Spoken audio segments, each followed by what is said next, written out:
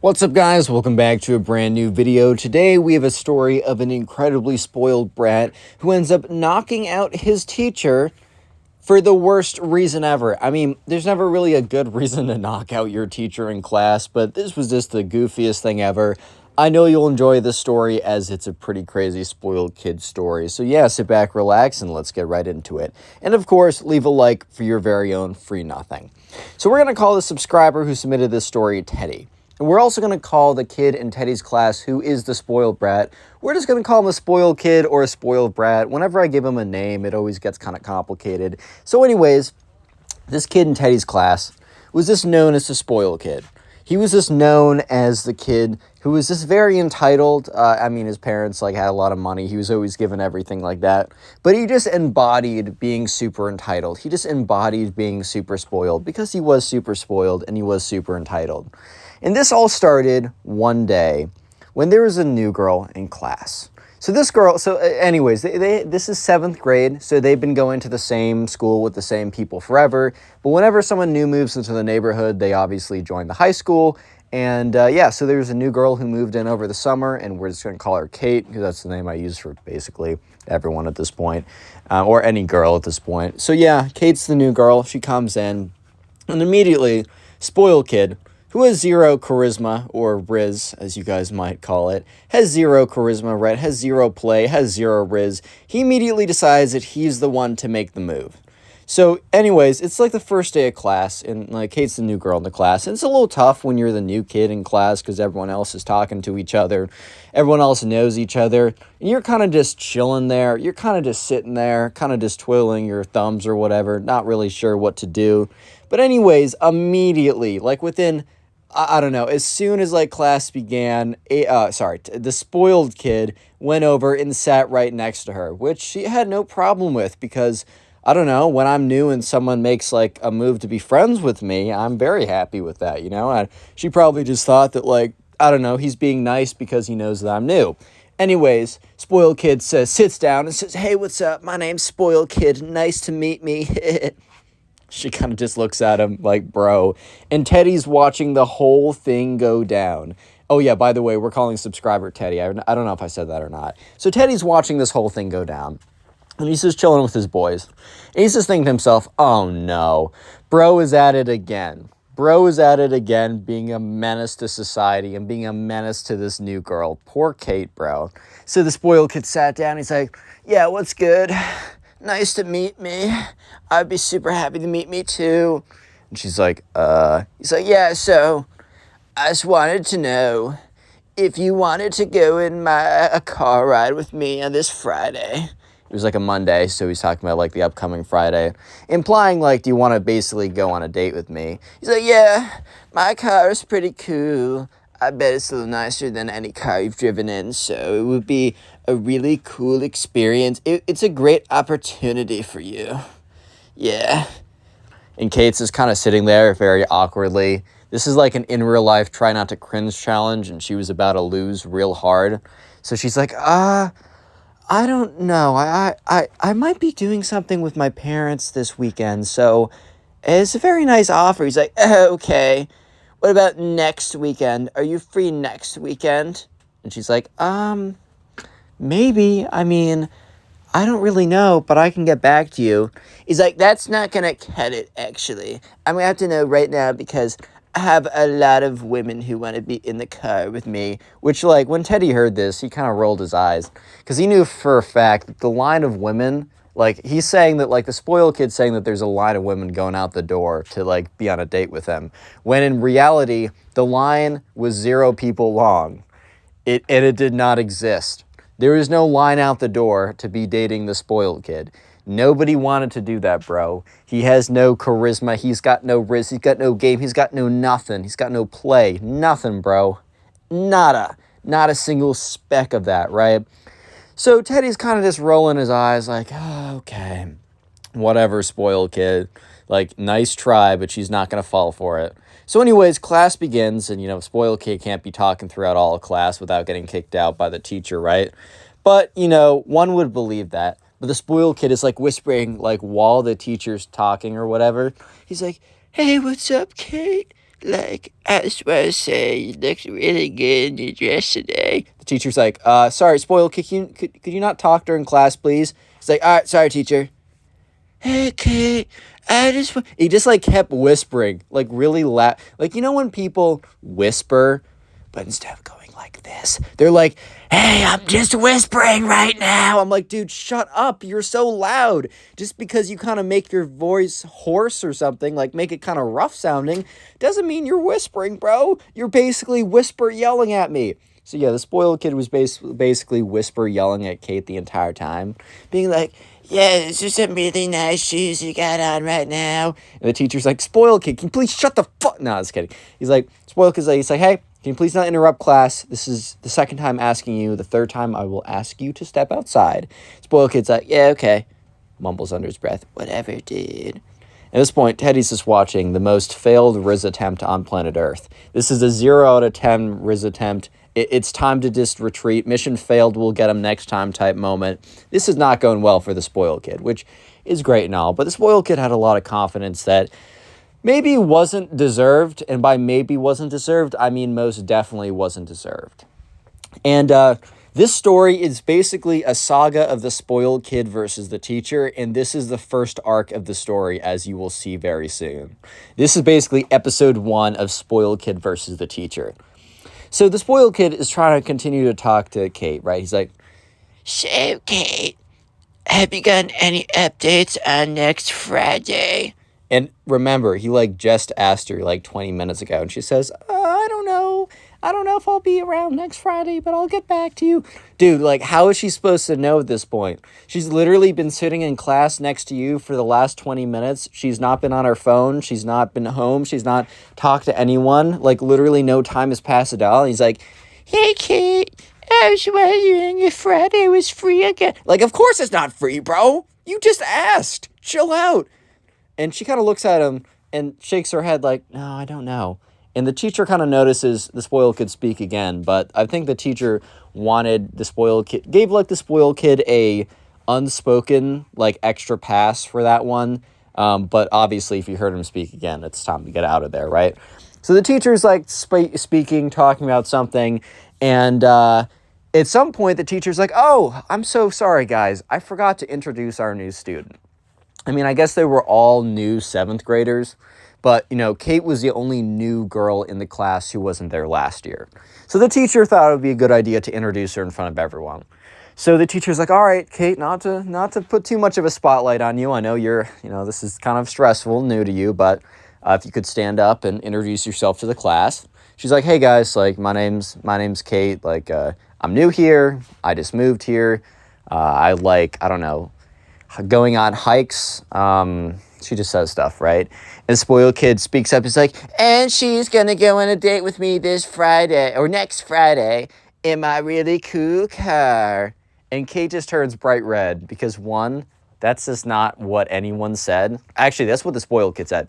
That is not what she agreed to or had any idea was like the deal or whatever.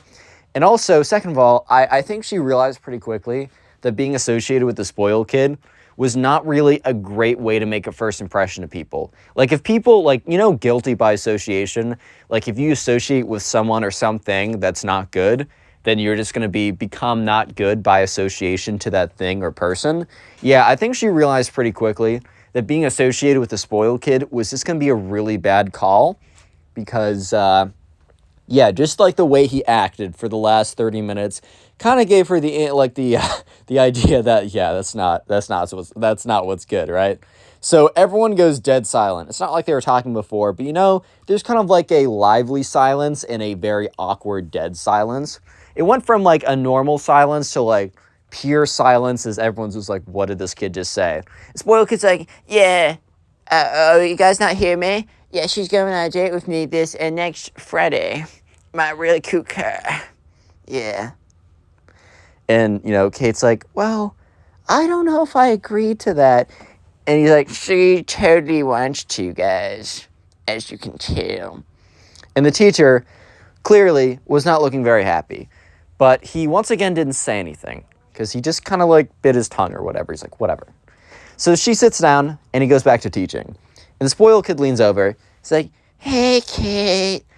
I just wanted, like, to make sure, like, next Friday still works with you, as you said it would. And Kate's starting to get a little bit annoyed. She's like, I don't remember saying that it was okay. Like, that I never remember saying that I wanted to go on a date with you next Friday. I don't remember saying that. He's like, what? But in this time, the spoiled kid doesn't even start. He doesn't even whisper anymore. He just straight up is like, What? But I thought you said you wanted to go on a date. and the teacher turns around and is like, spoiled kid. And they kind of have a showdown. They're staring at each other. They're having a showdown. And the teacher's like, spoiled kid, I give you 2 warnings and let a lot of other things slip. But this is your 3rd strike. Stand outside. Spoiled kid's like, but I was. because like I think the spoiled kid was like upset because like he was rizzing, whatever you want to call it, Kate, right? Which is just not the case. He was failing, bro. I don't know how else to say it. But he was like, But you can't do that, teacher. No, I'm just not going to do it. Teacher's like, spoiled kid, I will give you a 0 on today's participation if you don't step outside right now. And the thing is, in that class, participation was like 50% of the grade. So even getting a 0 even on one day, which doesn't sound that bad, actually has a bit of an impact. And the spoiled kid's like, well, I'm still staying here. and the teacher's like, you will get a 0 on this month's participation, which basically meant the kid was going to get a C or below. And eventually spoiled kid stood up and is like, very upset. This was the beginning of a long saga of spoiled kid versus the teacher. Oh yeah. Anyways, moving on to the second arc of spoiled kid versus the teacher. There's a big test in this class. And so this is like 2 weeks after the Kate incident, right? Which is the very beginning of school. Actually, no, this is like a month after because it's the test, of course. So the test, like the first kind of test or whatever, happens about a month into school. The spoiled kid and the teacher in this time period have had a few mini spats with each other. But the first big thing was the Kate one, and the second big thing that led up to the final explosion, aka him knocking out his teacher, which we'll get to, is pretty crazy. But the second thing that led up to that, the first thing being the Kate one, but the second thing is as follows. So they had a really massive test about a month into school. And, or like, I guess a test. All tests are kind of massive. You know, if you only have a couple and they count for a lot of your grade. Anyways, though, so the spoiled kid is just not paying attention in class the whole time. He's like talking to this guy like in the back of the class. They're playing like, I don't know, cool math game, slither.io, like those kind of, those kind of like computer games, you just like the quick ones, not like a full intensive, like he's going to hop into a Call of Duty lobby or to start playing like, I don't know, Minecraft or something in class, like some of the Minecraft kids in the previous stories have done. No, he's not that crazy. He's not that out there. But he is playing like those kind of discrete games that you just play in class. Like, I've definitely done that a few times. But you know for a fact, if there's a massive test that I'm preparing for, or there's something massive that like I actually got to pay attention in class, you know for a fact that I'm not going to be playing one of those little distraction games in class. But sure enough, the spoiled kid was doing so. Which at the end of the day, I in my personal opinion, I think it's his, like, he can do what he wants, but he also has to realize that he will suffer the consequences for not paying attention in class, right? So sure enough, he does not pay any attention when the teacher is doing review. Like the teacher's legitimately doing just review for the test at this point. So yeah, it eventually comes to the day of the test, and the spoiled kid sits down. And he sits down next to, Teddy, actually. Remember, the subscriber who submitted the story. You can submit your own stories to my Instagram or Twitter. Just follow me there and then DM me your story. So he sits down next to Teddy.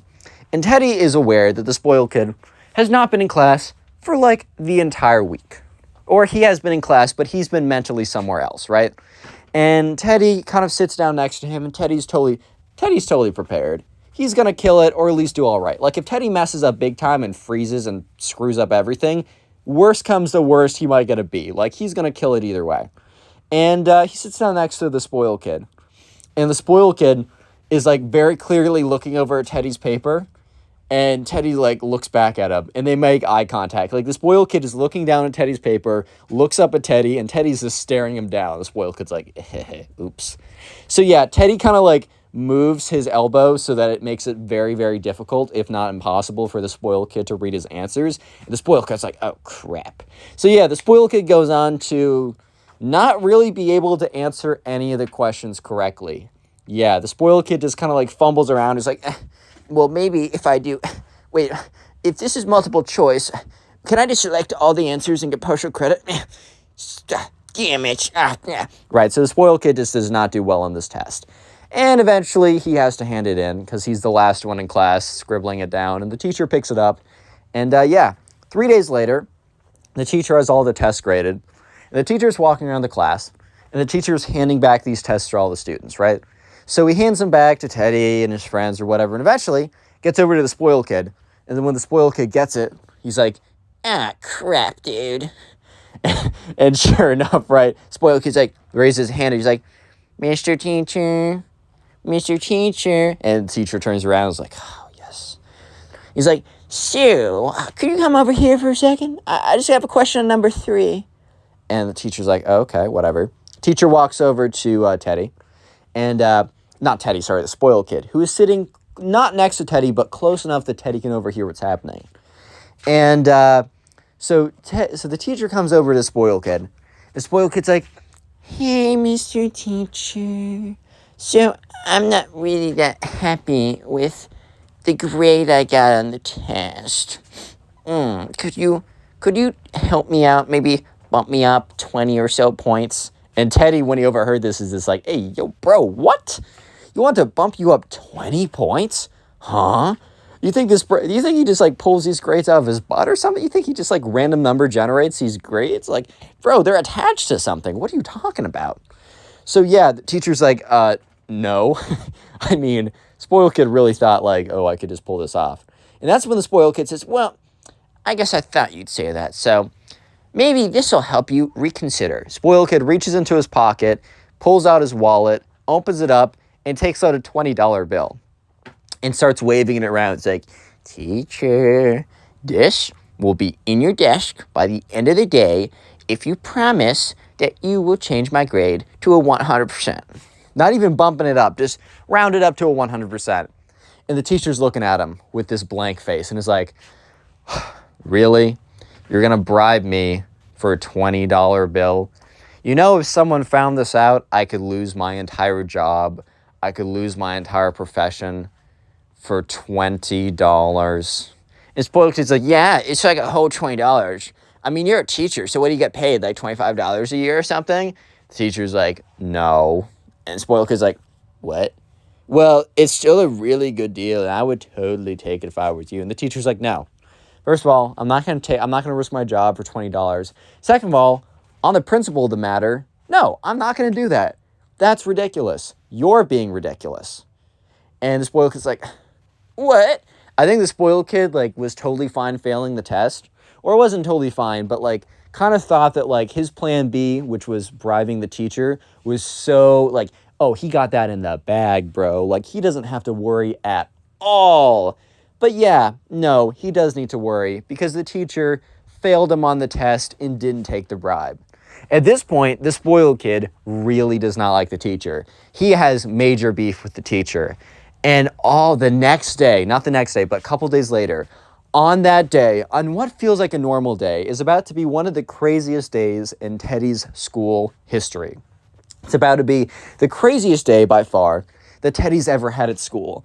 Because on that day is when the spoiled kid legitimately knocks out the teacher, dude. Yeah, not even kidding.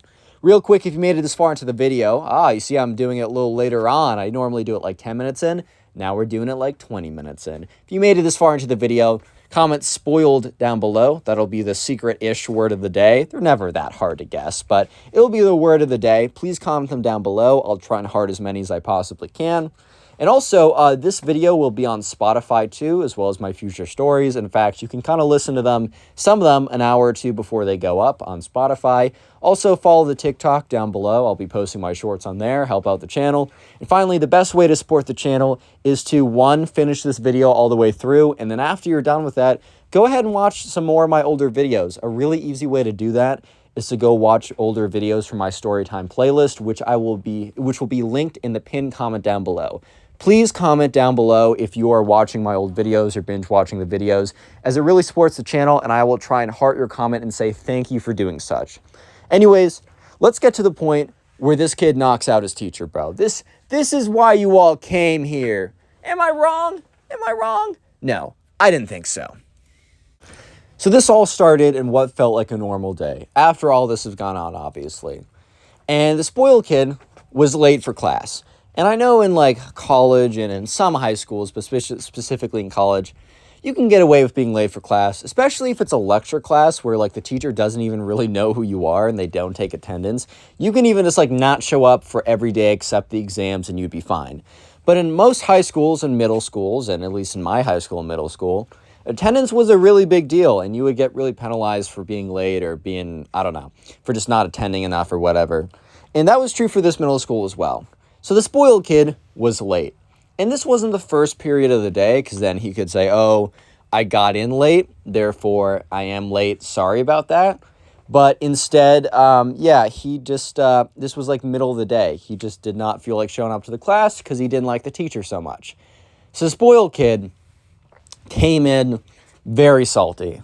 Like when the spoiled kid opened the door, he didn't simply open the door. He slammed that door open, bro. He got that whap. He just got the door. Boom. Door is slammed open.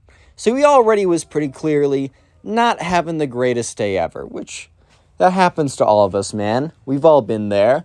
Life happens like that sometimes. It is what it is. But yeah, sure enough, the spoiled kid comes in, boom, slams the door open, which, bro, if I'm late to class, I'm opening that door as quietly as possible. I'm not trying to make a disturbance. I'm not trying to run in. That reminds me, one time my freshman year, someone was late and the teacher was doing a presentation, and instead of just coming in quietly and sitting down, guy opens up the door, says, "I'm so sorry, I'm late."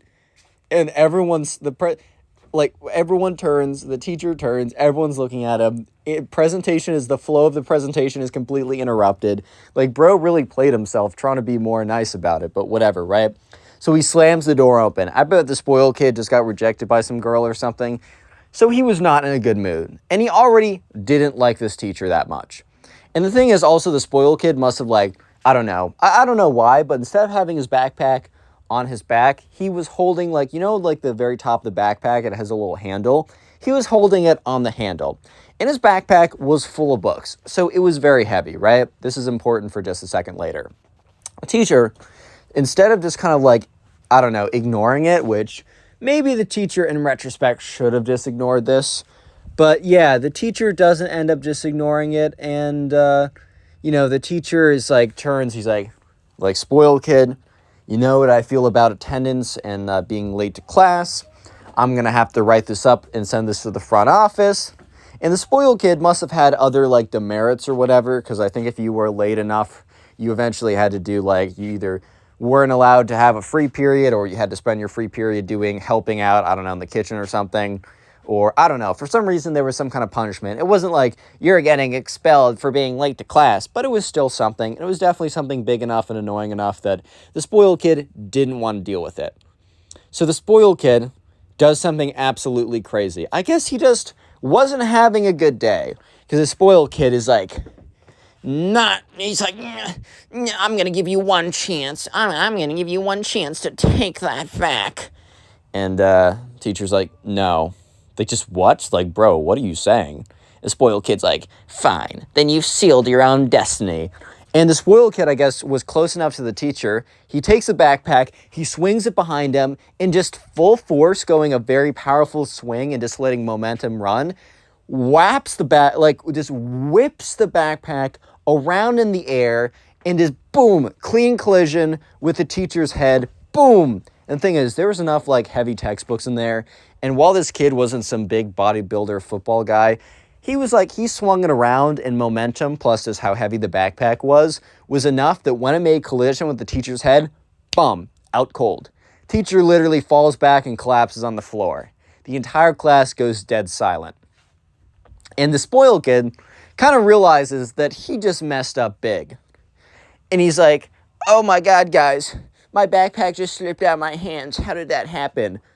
no, everyone in the class, including Teddy, very clearly saw him just whack the teacher in the head with a backpack and knock him out cold. The teacher comes to in the next 30 seconds. He wasn't out for like forever, right? And the teacher's like grasping onto his head. He's like, "Jaw, what just happened?" And some kids are running up to the teacher. These two kids kind of stand between the teacher and the spoiled kid, and kind of just like, hey, like kind of just like to make sure that he didn't attack him again, even though it was pretty clear I don't think the spoiled kid was going to do that or anything like that again. And, the teacher's like starting to get his memory back. He's like, "Wait a minute. Did that kid?" And he points at the spoiled kid. And the spoiled kid has the backpack in his hand.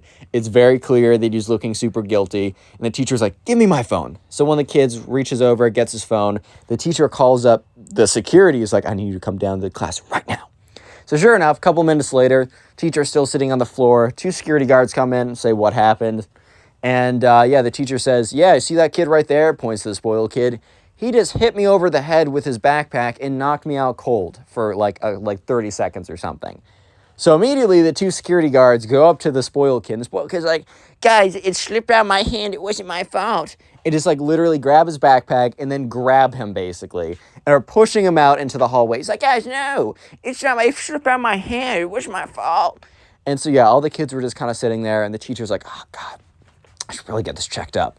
Teacher says, "All right, guys, I did have a lesson plan today, but I should really just go to the health center, get this checked up, maybe get some aspirin. My head is not feeling great. Maybe get a concussion test. I don't even know at this point. Anyways, class is canceled today. Go about your business, whatever you're gonna do, and yeah." So yeah, the spoiled kid was suspended for an entire week.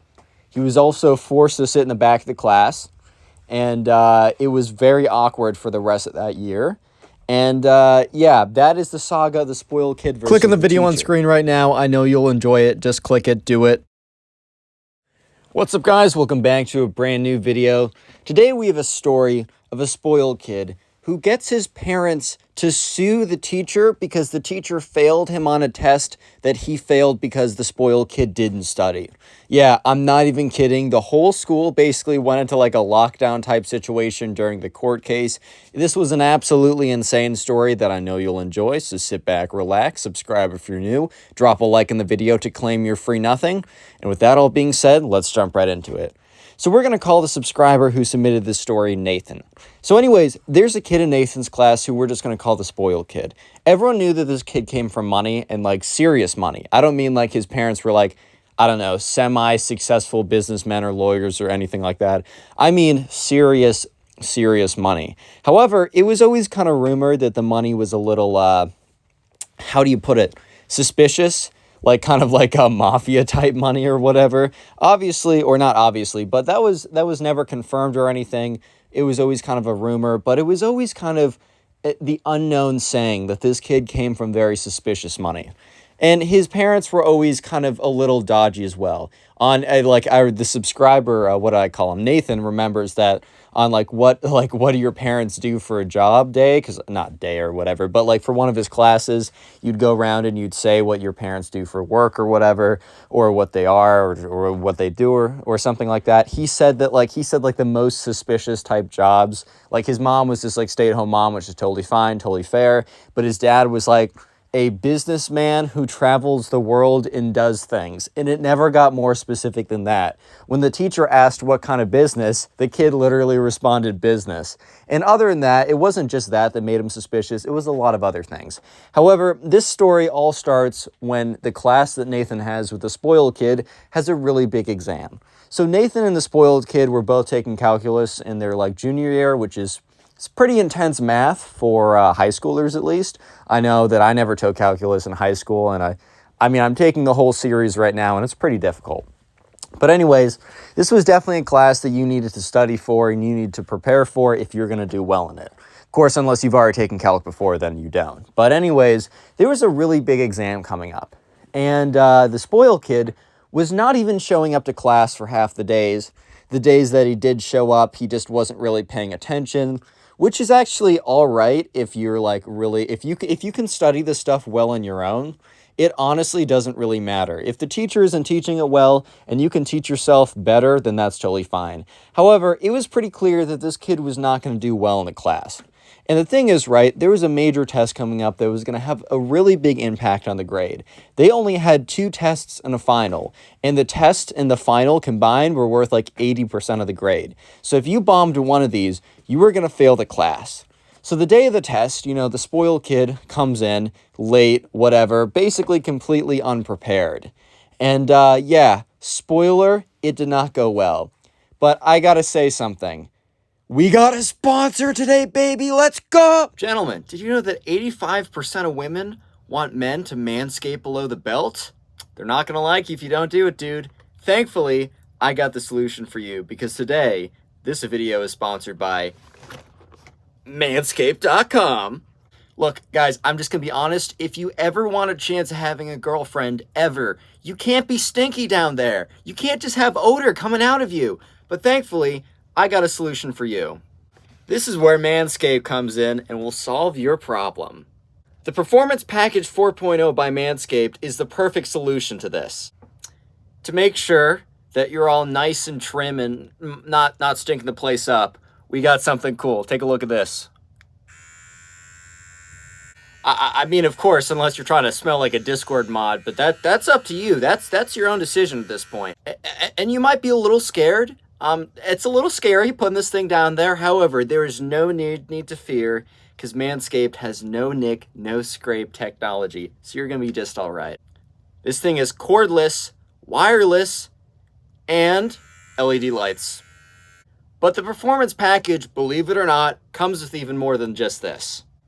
First, we have the crop preserver. It's going to make your balls smell nice, gentlemen, and you got to make sure that they're smelling nice down there or just bad things are going to happen. Just trust me on that.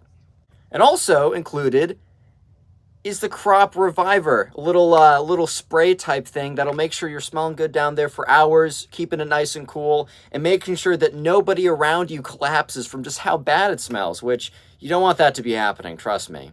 Probably one of my favorite items has to be the nose and ear hair trimmer. I mean, just take a look at this.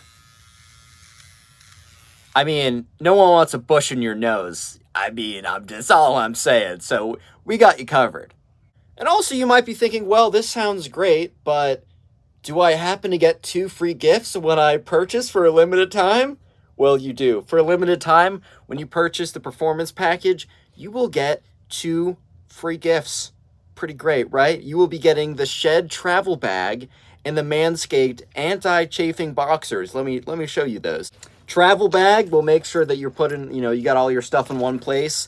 And the anti-chafing boxers, well, I think it's in the name what they do. Go to manscaped.com to get 20% off, plus free international shipping, plus 2 free gifts. It's just too good when you use code PUGS20 at manscaped.com. Link down below. Your balls and body and future self, when you actually get a girlfriend, will thank you. Anyways, so today is the day of the major test, the major calculus test that both the spoiled kid and Nathan have. And remember, if you do poorly on this test, you will do poorly overall. You will not have a good grade if you do not do well on this test. No ifs, ands, or buts. I don't care if you get 120% of the final. It's not going to help you out.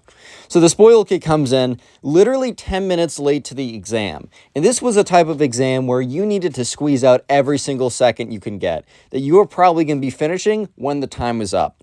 I've always thought it was much better when teachers gave you like ample time to finish. Like if they were going to make a 60-minute long test, they would give you 80 minutes to do it. And if they only had 60 minutes, then only make a 40-minute long test. You can't figure out exactly how long it's going to take everyone to do it. So might as well, undershoot than overshoot. However, this teacher was not like that. And this test was very difficult and you needed every second. However, very clearly, the spoiled kid did not do well in this exam. Even Nathan was looking over. And this kid was on like page 1, scribbling some stuff down, kind of looking like he was freaking out a little bit. So a couple days later, the teacher was walking around, or kind of like walking around the class with the graded exams. Hands it back to Nathan, he gets a B. Nathan's very proud of this. This was a difficult class and he spent a lot of time and he was worthy of the B. And the teacher went around and handed it back to the spoiled kid. And Nathan looked over because Nathan was kind of curious to see what expression the spoiled kid would have on his face, because Nathan made the assumption that the spoiled kid was not going to be performing the best on this exam. And Nathan was correct. The spoiled kid, he had this kind of like shocked look at first, which I'm not sure why you'd be so shocked. Maybe you're like, dang, I definitely got a C, and you ended up getting like a 20% or something. But anyways, this kid was not happy with the score. So he raises his hand. And the teacher's like, yeah. And he's like, kind of like motions for the teacher to come over to him. And he's kind of like, okay. It's a little weird, but all right. And so the teacher walks over, and the spoiled kid kind of like whispers something into his ear, and the teacher kind of shakes his head no. Nathan doesn't hear exactly what it is, but I think the spoiled kid would have been like, can I do anything to change this? Or you made a mistake. Or for some reason, probably asking to change the grade in some way. And the teacher is kind of indicating that no, that's not how it goes. So the spoiled kid said the second part a little bit louder. He said something Nathan doesn't remember verbatim what this kid said, but Nathan knows that he said something basically along the lines of this. The kid basically goes, you're not going to want to fail me on this. Trust me. And the teacher kind of responds to this, as teachers probably should, of like did you just threaten me, bro? Not bro, but did you just threaten me, kid? Like, you serious? Like, I'm the one giving out the grades, and you're just some, like, snot-nosed kid. Like, come on now. And I don't know exactly what the teacher said, but he said something along the lines of that, basically saying, don't go around threatening me. And the kid says, look, I don't want your life to be miserable, but it definitely can be if you don't help me out here. Look, we both want the same thing, you to have a good life and me to have a good life. If you help me out here, that won't be an issue. And the teacher kind of laughs this off and says, all right, well, you better study well for your next test if you want to have a good life in this class, and walks away. And the spoiled kid kind of shrugs his shoulders, and the teacher thinks nothing of it, and Nathan thinks nothing of it, because in most situations, this would literally mean nothing. First of all, it'd be pretty weird in the first place for a kid to be threatening a teacher like this, but to actually think that the kid would follow through and do something, that's kind of out there. I'm not going to lie, that is kind of out there.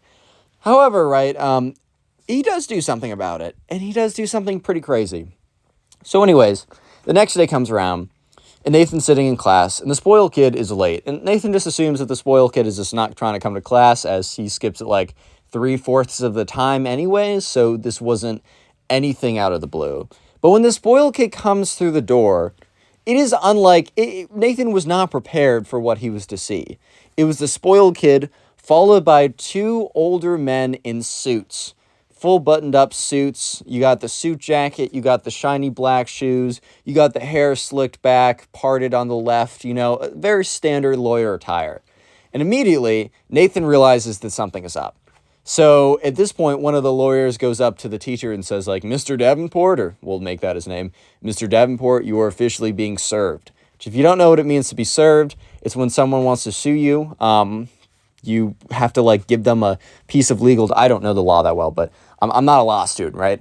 Gives them a legal document saying that you need to show up in court or whatever. And you need to physically do it, I think. I don't totally know why that is a thing, but I think you need to physically go up and get them. I know that there's a lot of videos of people trying to avoid being served. So they'll they'll dodge people trying to give them whatever, right? And sure enough, the teacher is stunned. The whole class is stunned, understandably. And Nathan is stunned. I mean, this kid just literally served his teacher over failing him on an assignment. Doesn't get more spoiled kid than that. So the teacher looks at the spoiled kid and is like, what is the meaning of this? Why? Why are you suing me? And the spoiled kid goes on to say that, that you caused him extensive emotional damages and that he has the resources and lawyers that can prove such. And the teacher's like, you didn't study for my exam, and your grade reflects how well you studied. That is literally it. And this kid goes, well, I don't know, man. I think I have the people that can argue in the court of law otherwise. And the kid leaves and walks out with his two lawyers. And after class, the word spread so quickly. I get it.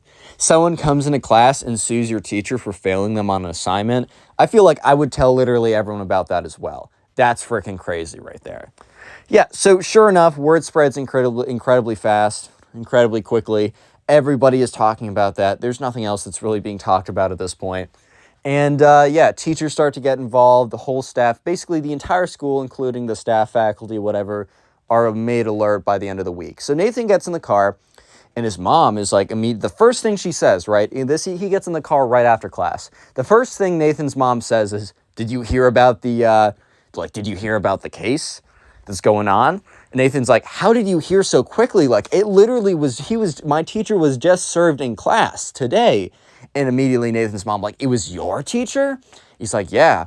And she's like, so you know the student who served this guy? And he's like, yes. And she's like, you do know he comes from a very, like, wealthy family. And he's like, yeah. Isn't their money kind of suspicious, though? And she's like, yeah, that's kind of what all the other moms were saying on Facebook. But then again, when moms say something on Facebook, I don't necessarily take that as a pure fact. I think that makes sense, though. So yeah, they talk about it, and the next day, or whenever they get back to school, if this was a weekend, obviously, of the day in school, right? So Nathan goes to his math class, as usual. Mr. Davenport was not there, and instead was a substitute teacher. Understandably, Mr. Davenport had a little bit to do right now, and the spoiled kid was actually in class. But the craziest thing was when Nathan walked in the class, the craziest thing wasn't the fact that the spoiled kid was there before him, which had, I think, literally never happened before, but it's the fact that the spoiled kid was not sitting alone. Next to him was a man in a suit, presumably one of his lawyers. Yeah, the spoiled kid literally brought a lawyer to his math class. And the thing is, I bet this kid skips this class most of the time. I bet this kid really wanted to show up to math class with his lawyer so he could show everyone that not to mess with him because he'd sue you. He has the money to sue you, man, or something like that. Yeah, and from here, it only escalates and gets crazier. Real quick, if you made it this far into the video, comment spoiled down below. That'll be the secret word of the day. I'll try and heart as many of those comments as possible. I may not have the time, but either way, make sure to comment that down below. Subscribe if you're new. I'm posting these videos back on the Spotify. Sorry for the little delay. I just kind of forgot to do it. So these videos will be on Spotify. It's in the description as well. I'm posting my shorts on TikTok. Go follow me on there. It's in the description. And finally, the best way to support the channel is to binge watch these videos. So after this one, go ahead and watch my older videos and tell me in the comments how many of my older videos you watched today or this week or what you do while watching my videos. I love to hear it. Anyways, let's get back to the story as things are getting quite interesting. So anyways, the spoiled kid is sitting in class and with his lawyer, right? And Nathan turns over to one of his friends in class. He's like, dude, like, this is so ridiculous. And his friend's like, yeah, wait, talk to me after class. Like, I learned something interesting. And he's like, oh, okay. So after class, Nathan goes out and his friend kind of catches him. He's like, yo, like, I don't know if this is 100% true. I don't know if this is 100% like factual. I'm not 100% sure about this, but I did hear. And then his friend goes on to tell Nathan something pretty crazy. I'm not going to lie. Pretty crazy, pretty out there. So this kid goes on to tell Nathan that, that the spoiled kid is not messing around. And that apparently, like, his father really wants him to get into insert X, really expensive Ivy League, prestigious whatever school. And that if this kid comes out with an F in his calc class, that's going to be damaging to whatever, and that whatever, right? That's going to make college admissions very difficult. So this guy, like this, his dad, is actually very, very, very much going to sue this guy unless he changes the grade. And it was initially going to be a bluff, but I think that to make sure that they can pull this bluff in the future, they're going through with it. And they actually have, like, the most expensive, the most ridiculous lawyers that will find a way to argue for, like, emotional damages. They will find a way to argue for it. Is it a guaranteed win? Absolutely not, because this case is ridiculous. However, this is, like, a legitimate thing. Like, this is a legitimate court case. Because for a little bit, Nathan thought that this was just, I don't know, like a massive bluff, right? A massive bluff. You pay someone to come in, or you pay a lawyer to hand someone a piece of paper that seems all official because it has all this legal jargon on it, but in reality, it means nothing. I mean, that can't be too difficult to do. You just go to your dad's legal office, type in, if you don't give me an A in this class, I will sue you for $1 trillion from the legal office or whatever, making it look all official, but in reality, it has no basis. So yeah, for the next week in school, it is the weirdest week Nathan has ever experienced. Why is this? Well, basically what happens for the next week is the administration slash the school is super worried that this court case is going to it's going to leak out of just being on this teacher, and it's going to be placed on the school as well. Like, they're afraid that the whole school is going to get wrapped up in the lawsuit. So it's basically like a semi-lockdown. Like, it's not a full-on lockdown every single day, obviously, right? But in every single class, there is like multiple teachers. There's like, for every teacher, there are at least one faculty member, right? There's at least one faculty member, almost to like make sure that nothing bad happens. And the math class that Nathan was in was put on, like, not suspension, but was told that they won't be meeting for the near future, right? Indefinitely not meeting. So for at least the next week, Nathan does not have math class, right? He does not have his calculus class because they don't even want to risk anything. And apparently all the classes that the spoiled kid is in mysteriously all stop happening at the same time. I think the school was just on super freak out mode, and they're like, if any teacher says anything, they'll be added to the case, and then might as well round it up and just put the whole school in there as well, or something like that. So for the next week, it was the strangest time at school at all. Like, it was so weird. And like during lunch, it was almost like a prison lunch, bro. Like, there was like faculty and staff around the tables making sure nothing weird happened. And especially there was a ton of faculty and staff around the spoiled kids table, which was him and two of his like friends that he met because he's been like living there forever, or family friends or whatever, right? And his like lawyers are sitting at the table. It is the strangest, weirdest, and a pretty uncomfortable environment, to be honest. So Nathan is honestly just ready for this all to be over. So, on the weekend, he meets up with one of his friends, and of course, like, the big thing on everyone's mind is this court case, because it is taking up, it's taking up a lot of time in school. It's the big crazy thing, whatever, right? And so sure enough, they decide that, they're going to look up, or they're going to try and figure out like where it's being held, or trying to figure out just more about it. So they look online, and there's like articles, there's like news articles or whatever being printed about it, and they're very, very local papers. It doesn't hit mainstream or anything, and it never does. However, in like some very local, there's like the school newspaper, and then a super local newspaper that is kind of like, rebroadcast school newspapers or whatever. It's being covered. They're trying to figure out more about it. But this is also when Nathan and his friend decided to do a little bit of digging into the spoiled kid's like family or whatever. And they're starting to find they find little hints of like really weird stuff. They never come to a conclusion. So unfortunately, I don't have some great they were in the mafia type thing. But there was definitely some indications that, I'm not saying it was blood money, but I'm also not saying it was not blood money at some point. You know what I mean? Like, it was definitely very sus, and there was some articles about adjacent family members being arrested for X, Y, and Z, and the money in offshore accounts, and all this kind of stuff. So things are pretty crazy. So Nathan goes into school the next day, and he doesn't get an email saying that his calculus class is not happening, because every single day of the week before, he got an email saying, hey, it's just not a thing, okay? But this day he doesn't. So he decides to stop by his calculus class, assuming he's not going to see anyone in there. However, he goes in there, and you know who he sees? Mr. Davenport. Mr. Davenport is back to teaching. The whole school also felt really normal walking in, but he just kind of assumed that this was just, so early in the morning that they weren't all locked down type whatever. But Mr. Davenport was starting a lesson. He's like, oh, Nathan, come on in. I'm just starting now. Nathan walks into his calculus class, completely thrown off guard, because at this point, he was almost convinced that, I'm probably never going to have calculus class for the rest of the year. I'm going to have to self-study for the AP now. I guess it's kind of cool not to have that class every day. It's just not always, the most useful thing. Hopefully, they just slap an A on my report card because of what happened. But no. Class is starting up again. So Nathan walks in and he sits down, and there's one kid who's not in attendance for this class, which is surprising. I thought more kids would just assume it would be done, but apparently every kid except one kid is not there. Can you guys guess which kid was not there? If you guess the spoiled kid, you're correct. The spoiled kid was the only kid who wasn't in attendance. It's crazy, right? So all of a sudden, he turns to his friend. He's like, yo, what? His friend's like, dude, huge updates. I'll tell you after class. So anyways, class is done. He gets out. And also, once he's walking out, like, Mr. Davenport is looking so confident, so, like, kind of happy with himself, looking back to normal, basically. The friend stops him outside the class. And he's like, yo, dude, you got to hear this. So obviously Nathan's like, yeah, what's good? And his friend goes on to say, yeah, so basically what happened was the whole thing was starting to go down this weekend. And it was like preliminary court type stuff. By the way, I'm going to mess up some of this stuff because I'm not a legal expert.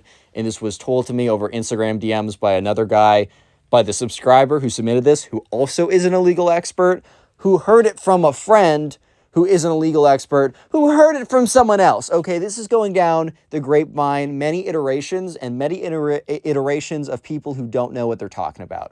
So some of this is going to be a little bit messed up, but I'm going to do my best to give you the best explanation of what happened.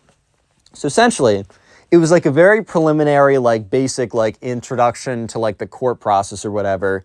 And when this whole thing was put before a judge, apparently the judge was like so infuriated by like looking at like the case or whatever that he did two things. First of all, he dismissed it outright. He didn't even want to hear it. He thought it was ridiculous. And I think somehow he had the power to just not even hear it. And just to say that like this isn't even a breach of the law, this is ridiculous. However, the judge was so mad by the way that like these people were trying to waste the court's time that he like was just like, he's just like, I think he told one of his like staff or secretary or it was some, I don't know, intern working for him or something, just be like, look into these people. Like, these people are like ridiculous trying to sue for this. Like, is there like, do they have a history of this? Because I think the judge at first was like, oh, is there like a history of like them doing this or whatever, so I can like try and prove a reason not to hear from them in the future. But apparently, and I don't have specific details on this, but apparently one of the interns started to find reports and court filings and just little stuff, right, about this family, about like some kind of fraud or strange activities. And the judge is like, I want to see a full-scale investigation to this. I think it was put to the sidelines before, maybe someone that the family knew worked there and they had some kind of connection to them or something. But yeah, now that the judge was angry about this and somehow the intern was able to sift through or sort through all the files or something, they're going into a full investigation into this family for various things. It was like reported up to the FBI or something. It was like, at this point, I do not have an update on what has happened. I think it's all very much behind closed doors. Nathan doesn't know if anything fully happened. All he knows is word got out that like a full, like that not only did the case get thrown out, but also a full investigation into the family has started. So moral of the story is don't sue someone for something stupid, and also study for your tests or you will fail. Yeah. Help the channel out by leaving a like and watching. Click on the video on screen right now. I know you'll enjoy it. Just click it. Do it. What's up, guys? Welcome back to a brand new story. And today we have a story of a spoiled kid who gets the karma he deserves. I know you'll enjoy it, so let's jump right into it. Subscribe if you're new. And yeah, let's call the subscriber who submitted this story Jeremy. So anyways, Jeremy went to school with this kid who we're just going to call the spoiled kid. And this kid was the spoiled kid because, as always, he always got everything he ever wanted. His parents did have a lot of money, but that doesn't necessarily mean that you're immediately a spoiled kid or an entitled kid. There's a lot of people who, I know, and like, oh yeah, their parents do pretty well. However, they're good people, and it doesn't necessarily need to mean that they're bad people. However, the spoiled kid totally let his parents' success get to his head, which explains the following actions. So this all happened one day. It all seemed like a normal day, as these stories normally do. Jeremy was just hanging out with his friends, might have been in class or first period or something like that, and that's when the spoiled kid walks in with his new designer shoes. Are these the new Gucci, Yeezy, Saint Laurent X Supreme Brick shoes? Maybe. Did they also go for $1,000? Maybe. Either way, it doesn't matter exactly what the shoes are. All you gotta know is that this spoiled kid is immediately flexing them. Like the way he walks into class, he is like strutting strutting in a certain way so that like he can show off the label of the shoe as much as possible. So instead of walking in like a normal person and kind of like, trotting in or doing whatever, he's like flexing his foot so it's like as flat as possible and kind of shaking it around to get people's attention so that they will look at his shoes. So then when they look at his shoes, they will see the label and be like, oh my God, he spent $1,000 on shoes. He must be a great person. Dude, I don't totally understand what he was going for with that, but either way, he went for it. He tried to do whatever he was doing, and he was walking in, and he was like, yeah, man, I'm going to be so cool. Everyone's going to love me because I have these expensive shoes on. Yeah. So anyways, Jeremy and his friends notice this, and Jeremy turns to his friend. He's like, bro, once again, the spoiled kid is trying to do what the spoiled kid always does. Basically, come in, flex his, like, whatever new thing, because, like, he did this a while ago with his new Supreme shirt or whatever, right? He's like, yeah, man, I just spent so much money on X or Y or whatever. He comes into class, he shows it off to everyone. Everyone doesn't care, as always. He gets upset about it and then realizes that, the real way that I'm going to get people to like me is if I be a nice person. Psych, just kidding. The real way that I'm going to get people to like me is if I get the new Gucci shoes, baby, let's go. Yeah, and it's kind of a cycle that repeats itself. So this was nothing new for Jeremy.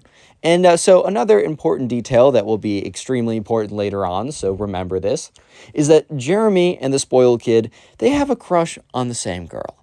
And we're going to call this girl, what are we going to call? We're going to call her Audrey. I haven't used that name in a second. Someone I used to go to school with in kindergarten. I've been going through my kindergarten names of people I used to go to school with, but yeah, we haven't hit her yet. So yeah, anyways, so Audrey is a girl that both Jeremy and the spoiled kid likes. And they both know about it, and they both know that each other like the same girl. So they already have a bit of a rivalry at this point, because there's a little bit of a rivalry. But, at the end of the day, Jeremy just didn't really like this kid for other reasons. The other reasons being that he wasn't a great kid. But Jeremy watches as the spoiled kid goes up to Audrey, and, he's walking by Audrey to go to his desk in the first place, but he just stops when he gets to where Audrey is. And, it's like, oh, it kind of stretches back, and it's like, oh, wow, my shoes are untied. And, Audrey looks down, and Jeremy, who's watching the whole thing happen, looks down. Bro's shoes are not untied. He just wanted, an opportunity for people to look at his shoes. So Audrey looks at him, and she just says, your shoes are not untied. And, the spoiled kid goes down on one knee, unties his shoe, and starts to retie it. He's like, well, I guess I just wanted to make sure that my shoes were nice and tight. He goes through and he reties them again. He's like, oh, wow, I'm just going to, my foot, it's so sore. I'm just going to stretch it out. He just starts flexing his foot around and moving. He's just trying to show off his new shoe. And at this point, I don't know, Jeremy's just so annoyed by this, but at the same time, he also isn't threatened in a sense. And by that, I mean, he knows that Audrey is not impressed by this, Understandably, she is not super impressed by the spoiled kid doing this. And, yeah. So, when he walks by Jeremy, he's like, hey, Jeremy, I don't know if you saw my new shoes or whatever. He's like, yeah, man. And, yeah, I also don't care, bro. So you might be thinking, dang, that's kind of harsh. I get that Jeremy doesn't like this kid, but he's being really blatant about it. Look, this kid has been on Jeremy's nerves for the longest time, and they have just historically not gotten along together. So this isn't some surprising move that Jeremy is trying to be, oh my God, Jeremy, you're being so mean to him. No, this is kind of just normal. This is every day. This is standard. And, Jeremy's like, oh man, it smells over here. It smells of jealousy. Is that what I'm smelling? Little baby's jealous. So at this point, Jeremy's just like, bro, just get out of here, man. You're not going to impress Audrey with that. You're not going to impress me with that. Just go back to your seat. And the spoiled kid gives Jeremy this look of, fine then. I still smell jealousy. He walks over to his seat. So anyways, fast forward to recess or free period or whatever you want to call it. And it was raining outside. It was raining pretty heavy. And all the kids, or at least the big group of kids that Jeremy was in and the spoiled kid was kind of tagging along, They all wanted to stand outside for some reason. I don't know if they were standing outside just to be in the rain, or maybe the rain had stopped. All you need to know is the ground was muddy. Either the rain was going on and the ground was muddy, or it had just rained. I think it makes more sense that it had just rained, because that would explain why the ground was muddy and why they'd want to go outside. So they were going outside, and the spoiled kid was not paying attention and just steps in a big pile of mud.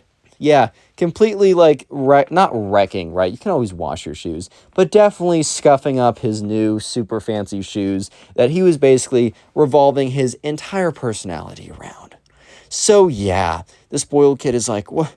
Wait a minute. What? No! He looks down. His shoes are completely covered in mud. He's like, no! He turns to Jeremy. He's like, you did this!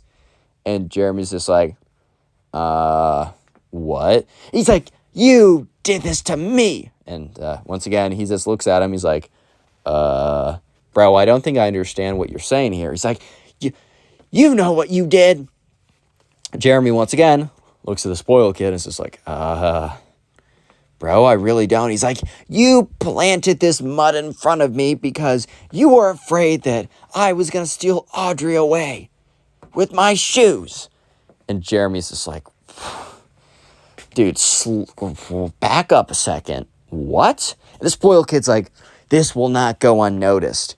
I will enact my revenge if it's the last thing that I do. And Jeremy's like, bro, first of all, it's not that deep.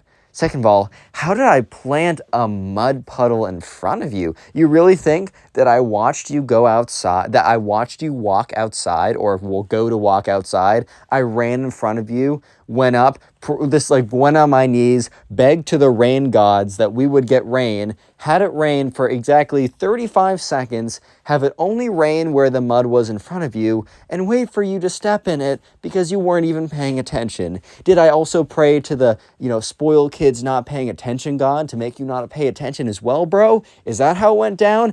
And the spoiled kid is just looking at Jeremy. He's like, I know what you did, and you know what? I will enact my ultimate revenge.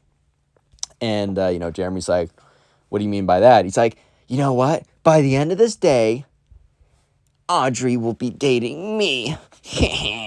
And Jeremy's just like, bro, I don't know what you're talking about, man, but good luck with that, buddy. Good luck with that.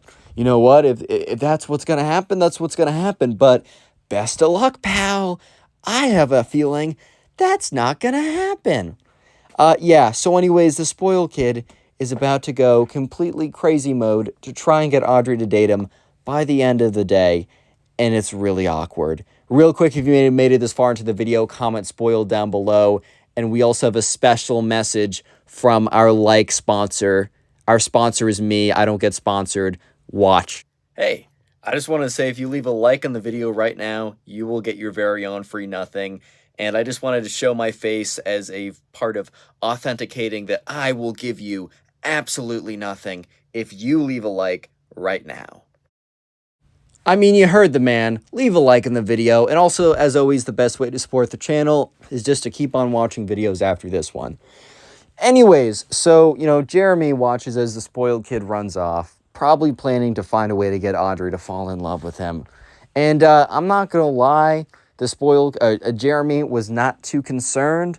Believe it or not, Jeremy was not fearing for the fact that Audrey will be taken away from him because the spoiled kid, he's just so like, oh man, everyone wants to date the spoiled kid because everyone likes him. That is just not even close to how things are going right now.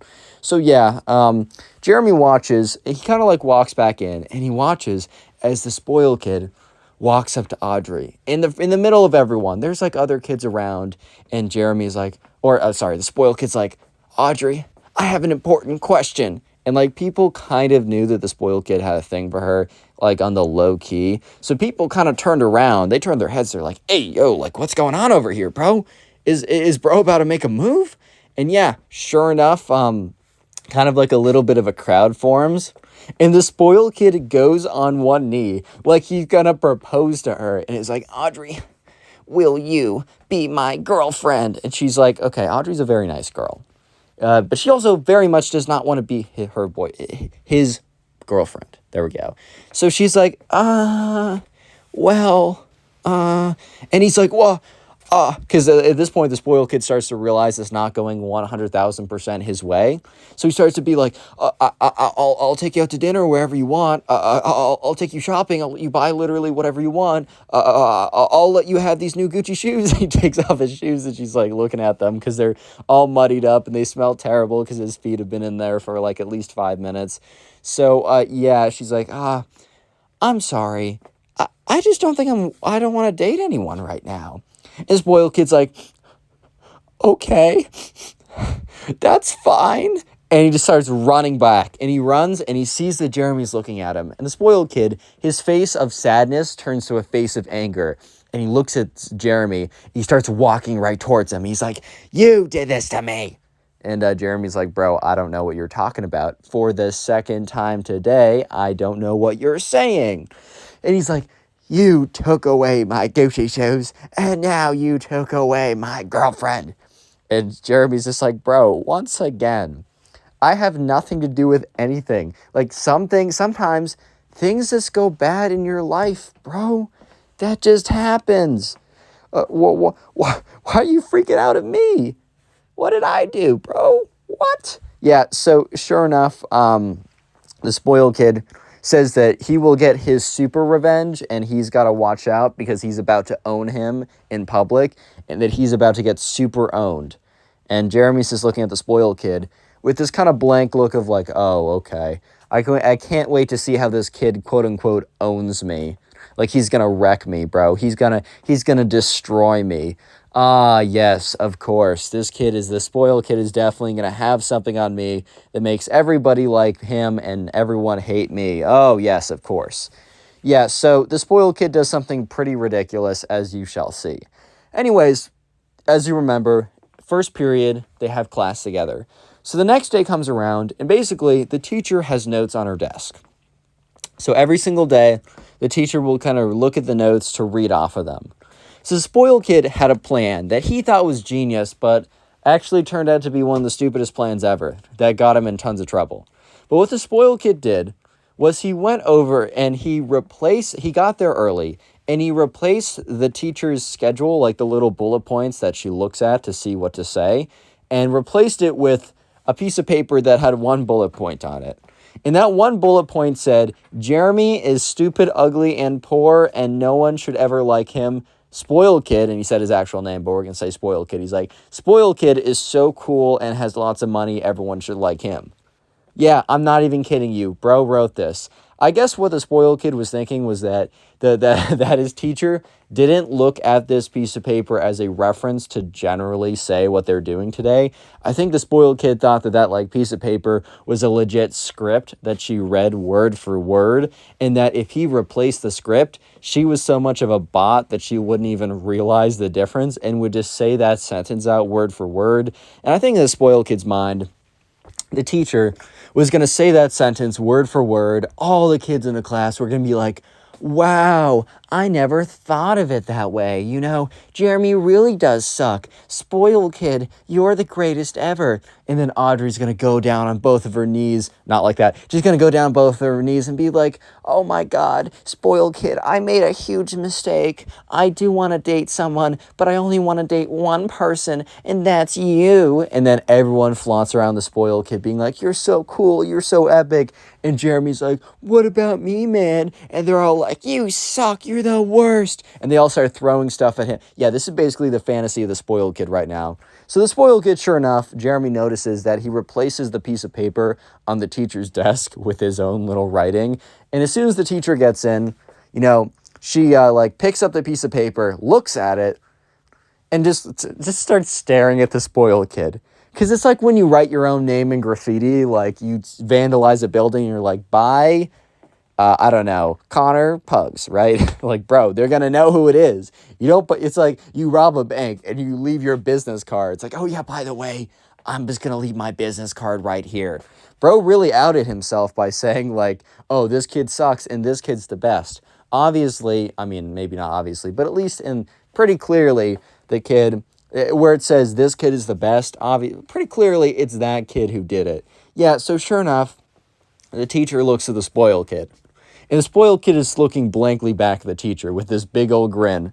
And the teacher's like, spoiled kid, can you come up here for a second? And the spoiled kid's like, what, me? And he gets up. And Jeremy's looking at him because Jeremy only knows this information later on because like other kids tell like bits of the story and he puts it together from there. But sure enough, the teacher like says like, a spoiled kid, please come up here for a minute. And the spoiled kid comes up here and like Jeremy can faintly hear her be like, did you write this? He's like, no, I think this was written by you actually. Yeah, he was really trying to gaslight her and be like, no, Miss whatever, Miss Teacher, you wrote that I am super awesome and that Jeremy sucks.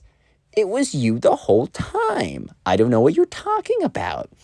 Yeah, but sure enough, she's like, spoiled kid, do you really think that I'm going to fall for this? He's like, what? Oh, me? No, Miss Teacher. You're being ridiculous here. I would never write this, even though it's totally true. I would. And she's like, spoiled kid, this was very clearly you. And she turns to like some kid in the front row. Adam. And Adam looks up. Oh, yeah, what's up? Adam, did spoiled kid put this note on my desk? Adam's like, yep. The spoiled kid's like, Adam, you snitch. And she's like, spoiled kid, please go to the front office. He's like, it's true, though. Why don't you just say it because it's true? Speak more facts in class, Miss Teacher. She's like, spoiled kid, get to it. Go to the front office. Yeah, so spoiled kid got like one day in school, just like after school detention for like an hour. It wasn't that big of a punishment because he like didn't really do that much, but he did say some pretty bad stuff in the letter, and he wasn't like forced to apologize to Jeremy or anything, so that's not how Jeremy figured out. Jeremy just figured out from like bits and pieces of other people. But yeah, sure enough, the spoiled kid got owned by his teacher, and believe it or not, Audrey did not fall in love with him. Shocker. Click on the video on screen right now. I know you'll enjoy it. Just click it. Do it. What's up, guys? Welcome back to a brand new story, and today we have a story of one of the most entitled spoiled kids on planet Earth. This spoiled kid not only makes fun of a poor classmate to his face, but then his mom tries to sue all of his classmates for quote-unquote emotional damages because they made fun of her baby boy. Wah. Yeah, it's probably one of the craziest stories I've heard in a while. I know for a fact you'll enjoy it, so sit back, relax, subscribe if you're new, and let's just jump right into it. Also, leave a like for all the brain cells I lost reading this story. It helps out, man. But anyways, we're going to call the subscriber who submitted this story Ryan. So anyways, there's a kid in Ryan's class who we're going to call the spoiled kid. And Ryan was in 6th grade. However, Ryan was almost done with 6th grade at this point. He had about a week left.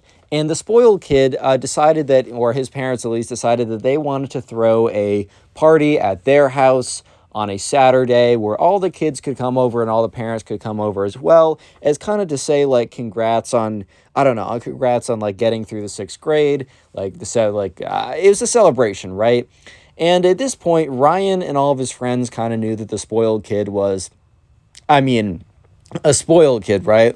Kid was kind of a jerk, and kid was kind of a jerk because he was rich. That's just kind of how it goes. Not just because you're rich means you're a jerk. A lot of kids that have a lot of money, right, they're actually really good people. They don't let it change the way that they act. But you definitely know that one kid who's just super entitled and acts that way simply because he has the funds that he didn't earn. Like, even if he earned them, don't let that go to your head. But, bro, he didn't even earn the stuff that makes him go to that kind of inflates his ego. But anyways, Ryan and his friends were still kind of excited to go to a party with all their friends because they were thinking, like, first of all, the spoiled kid's house is probably pretty nice. And spoiler, they were 100% right about that. But also, like, you know, they were going to a party with all their friends and there's probably going to be fun things and maybe Nerf guns and a pool. So, yeah, how bad could it possibly be? Let me just say that they had no idea how bad it was about to be. So, yeah, I guess spoiler, it was bad. But anyways, Ryan and his parents show up, and they pull up to the directions, and, Ryan has never actually been to the spoiled kid's house. He expected it to be a nice house, right? He knew this kid's parents had a lot of money because the spoiled kid would never stop talking about it.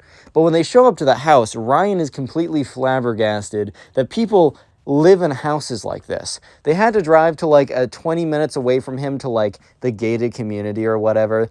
This guy had like 4 floors to his house. He had a massive backyard. Bro had like a massive car garage. He had the coolest pool ever. And Ryan is walking in with his mom, and his mom turns to him and says, don't get any ideas here. Basically saying like, what you see here is unlike anything you'll have in the real world. So chill out for a second. I'm just trying to provide for you, bro. Anyways, they get inside, and, the spoiled kid's mom was like, welcome, come on in. And you see all the parents kind of standing around talking with each other. They got their little plate of appetizers or whatever. And the spoiled kid's mom says, oh, like all your classmates, all your buddies are upstairs in the spoiled kid's room. So Ryan, walks up the stairs, and he goes towards, he kind of goes in the direction of all the noise, as he's assuming that's where all the other kids are. I mean, he was right, but he walks in, and he opens the door of what he can only assume is the spoiled kid's room, and sure enough, he sees the spoiled kid sitting on his bed, and all the other kids in his grade are kind of surrounding him. They're kind of standing around as this guy is giving a talk. And the spoiled kid's like, oh, Ryan, good to see you, take a seat or whatever. And Ryan kind of stands where all the other kids are, and the spoiled kid's like, oh, where did I leave off?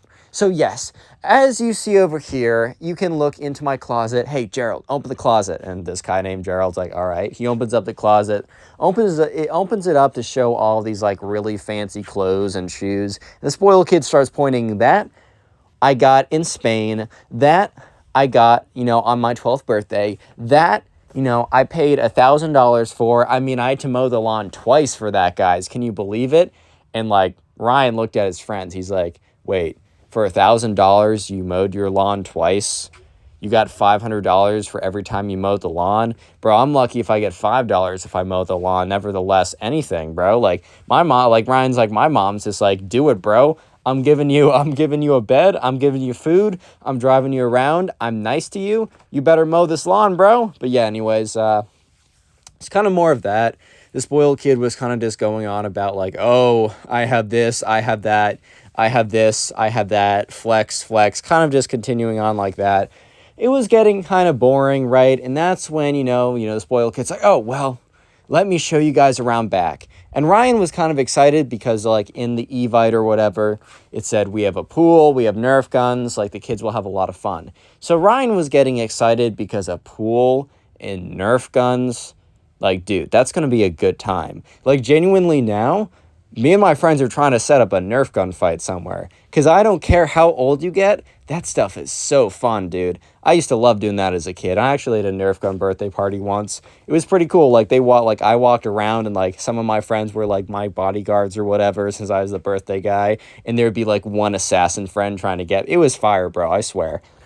Anyways, though, yeah, so they walk outside, and the spoiled kid is showing them around, and there is a pile of Nerf guns, but instead of walking towards the pile of Nerf guns, the spoiled kid draws them away somewhere else, and Ryan's kind of thinking, oh, I guess we're just gonna get a tour first, and then we'll go to the Nerf guns. And the spoiled kid is bringing them towards this shed, and I don't know, Ryan's kind of just why are we going towards this shed, dude? I don't know why we're going to a shed. You're gonna show me your gardening tools? Are you gonna show me your rake collection? You're going to show me your bag of leaves that you collect, or someone else collected. You definitely didn't collect them. But they get there. The spoiled kid opens up the garage door. And is witness the glory. So the spoiled kid opens up the garage door, and sure enough, there are 4 cars in there. And these aren't the cars in the garage. These aren't the cars that his parents normally drive around. These are the extra special cars. It's the sports cars, the really fancy cars, the ones that collectors would try and get. And at this point, the spoiled kid was going around to each and every single one of the cars and saying what was super special, what was super awesome, what was unique and interesting about each of the cars. And I don't know, all the kids kind of didn't care. Maybe there was one of the kids who was more of a car person than the other one. But for the most part, man, I mean, these kids were just trying to, they were just trying to play Nerf guns, dude. They were just trying to go to the pool. And this is where the spoiled kid, this is where he commits his first, oh, spaghetti-o moment. I don't know why I called, making fun of someone poor, not oh, spaghetti-o moment, but anyways, the spoiled kid's hey, guys, come with me, like, I want to check something out. So after, like, Ryan and his friends are so bored of, like, listening to him flex about his parents' cars, he's like, finally, maybe we'll go to the pool. Maybe we'll play Nerf guns. But the spoiled kid seems to be walking towards their cars parked on the side of the road.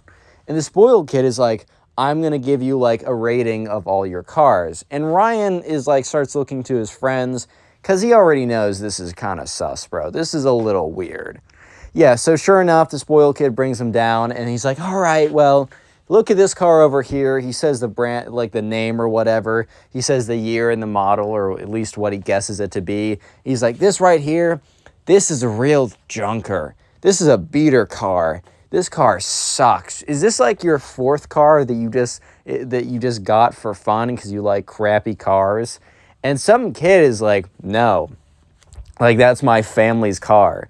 Bro, like, and here's the thing, right? Unfortunately, this kid's, like, in a situation where his parents are kind of strapped for cash, and they have to all share one car. So first of all, just the fact that this kid, like, his parents were, like, cool with letting him or letting his mom drive him take the only family car to spend some time at the spoiled kid's house, that's a pretty big deal, man. But for this, not just for that, even if, I don't know, even if this kid had all the cars in the world or something, just to go out of your way to make fun of someone's car because it is, like, not as fancy as yours, just to make fun of someone's socioeconomic status, is just a low blow in general, man.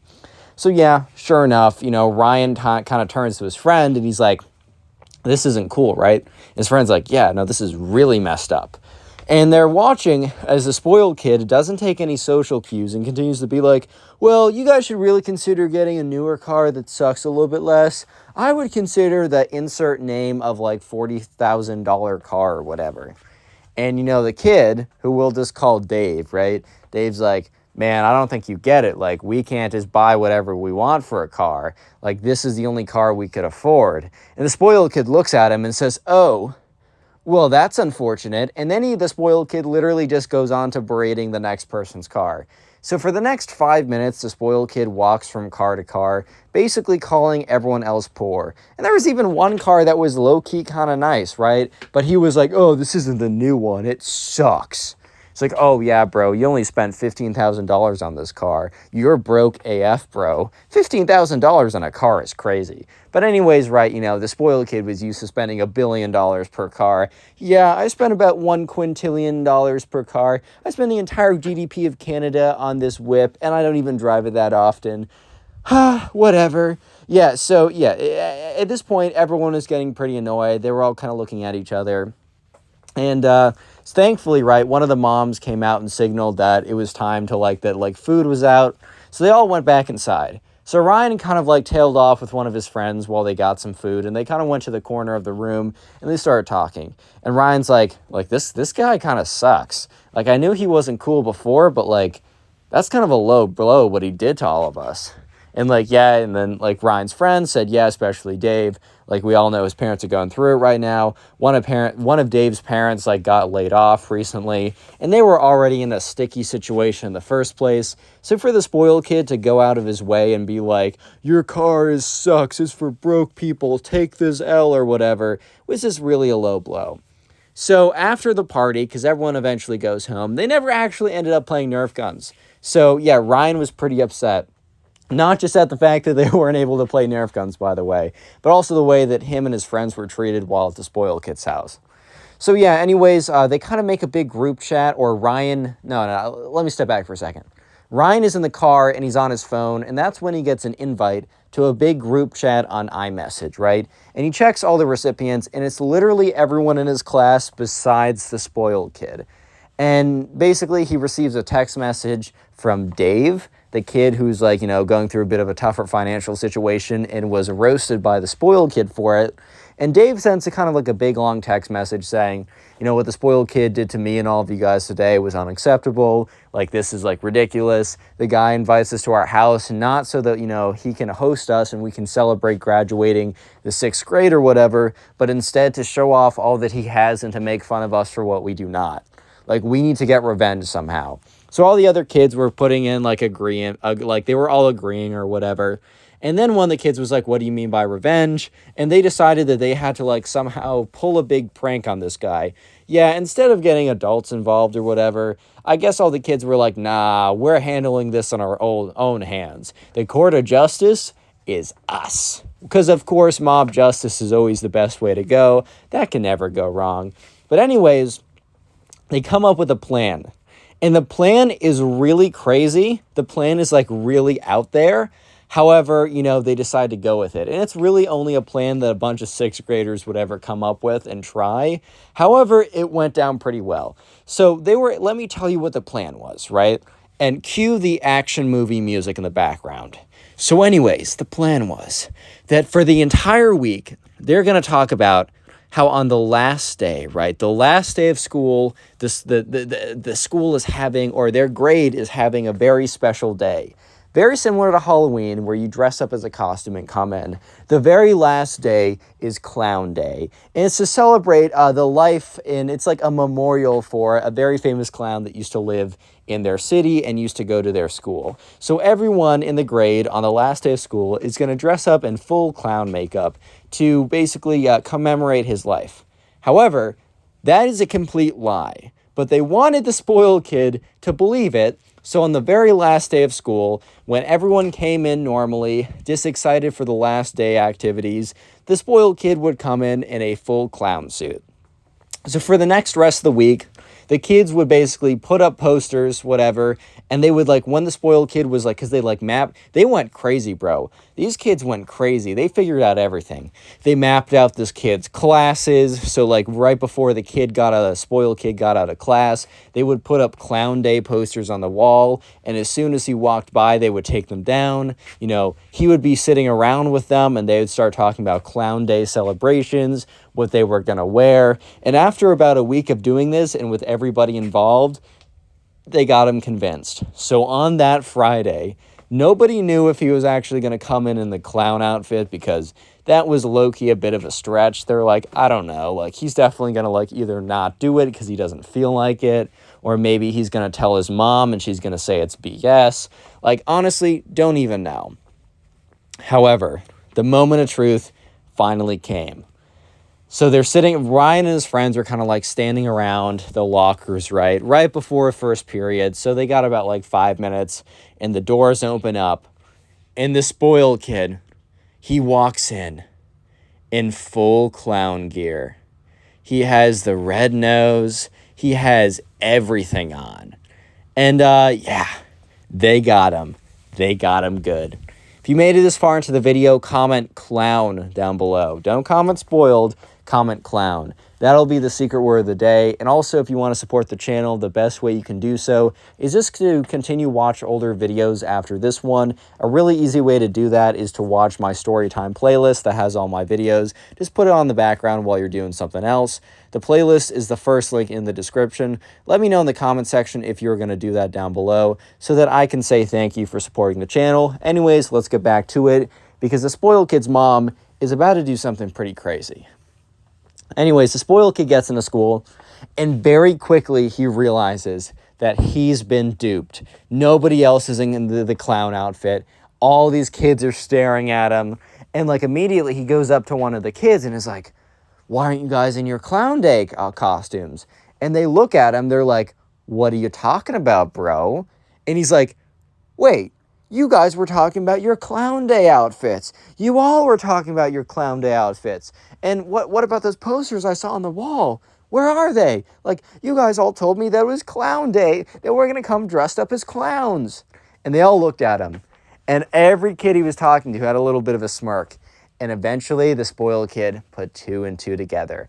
And he was so angry. So immediately he goes in the bathroom, takes off his clown makeup. Bro came in full clown gear, bro. He was cosplaying as himself, IRL, dude.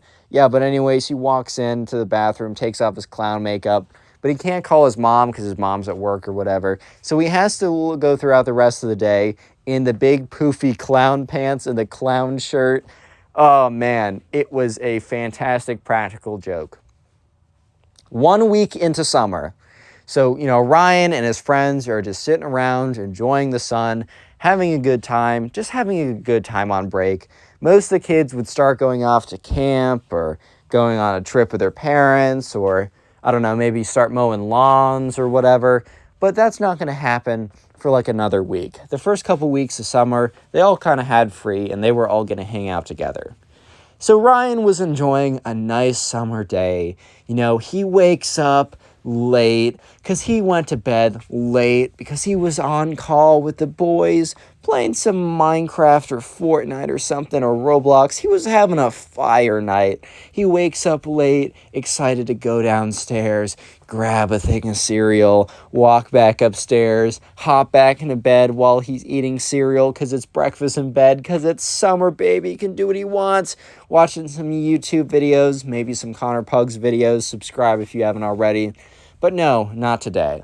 Instead, you know, he wakes up, wakes up late, excited to go downstairs to get a bowl of cereal, but instead, he is confronted by his mother, looking very angry. And the spoiled kid, Ryan is like immediately confused. It's like he hasn't done anything recently. There would be like no reason for her to be mad. So Ryan kind of looks at his mother and he's kind of like, what's up? Because it's very clear she was upset. And she's like, I got this message on Facebook today. And she turns it around and shows it to Ryan. And Ryan is trying to read it as quickly as possible to figure out what on earth his mom is so upset about. And he sees the profile, and the profile pic is very clearly the spoiled kid's mom. And it's a long message about how her son, as well as a bunch of other kids, came together to play a mean, evil prank on her son right after they hosted like a party for them, after they very nicely offered up their house, that all these devilish children decided to embarrass her son and humiliate him in front of everyone. And their son had to go to has suffered extreme emotional distress and therefore has just been sitting inside playing video games all day. And immediately Ryan in his head, he's like, bro, he does that anyways. This kid is fibbing. But anyways, the spoiled kid's mom didn't see it like that. She goes on to say that, she demands that all the kids come together in 48 hours or less, come together, make a formal apology, and deliver it to both, her and her son at their house. And if they don't do that, she will be putting together a team of lawyers to sue each of the children individually for causing emotional damage to her son. Period. End of message. Ryan was just like, hey, yo, is this April 1st? Because I think I'm being pranked right now. And her mom, and Ryan's mom immediately starts to go into him. How could you pull a prank on this kid who seems so nice? He offered up his house to you, and this is what you do a week later. What has gotten into you? That I was good friends with that mom too, or we were beginning to be friends. She seems super nice, but she's just trying to be nice there for her son. I expect you to make this apology immediately, and until you do, no more video games. Going on and on and on. Ryan's like, whoa, whoa, whoa, whoa, whoa. Hold on a second. You very clearly only heard one side to the story. Ryan's mom's like, all right, I'm listening, because I think she probably did believe there was probably a bit more to this than just her son decided to be evil for no good reason.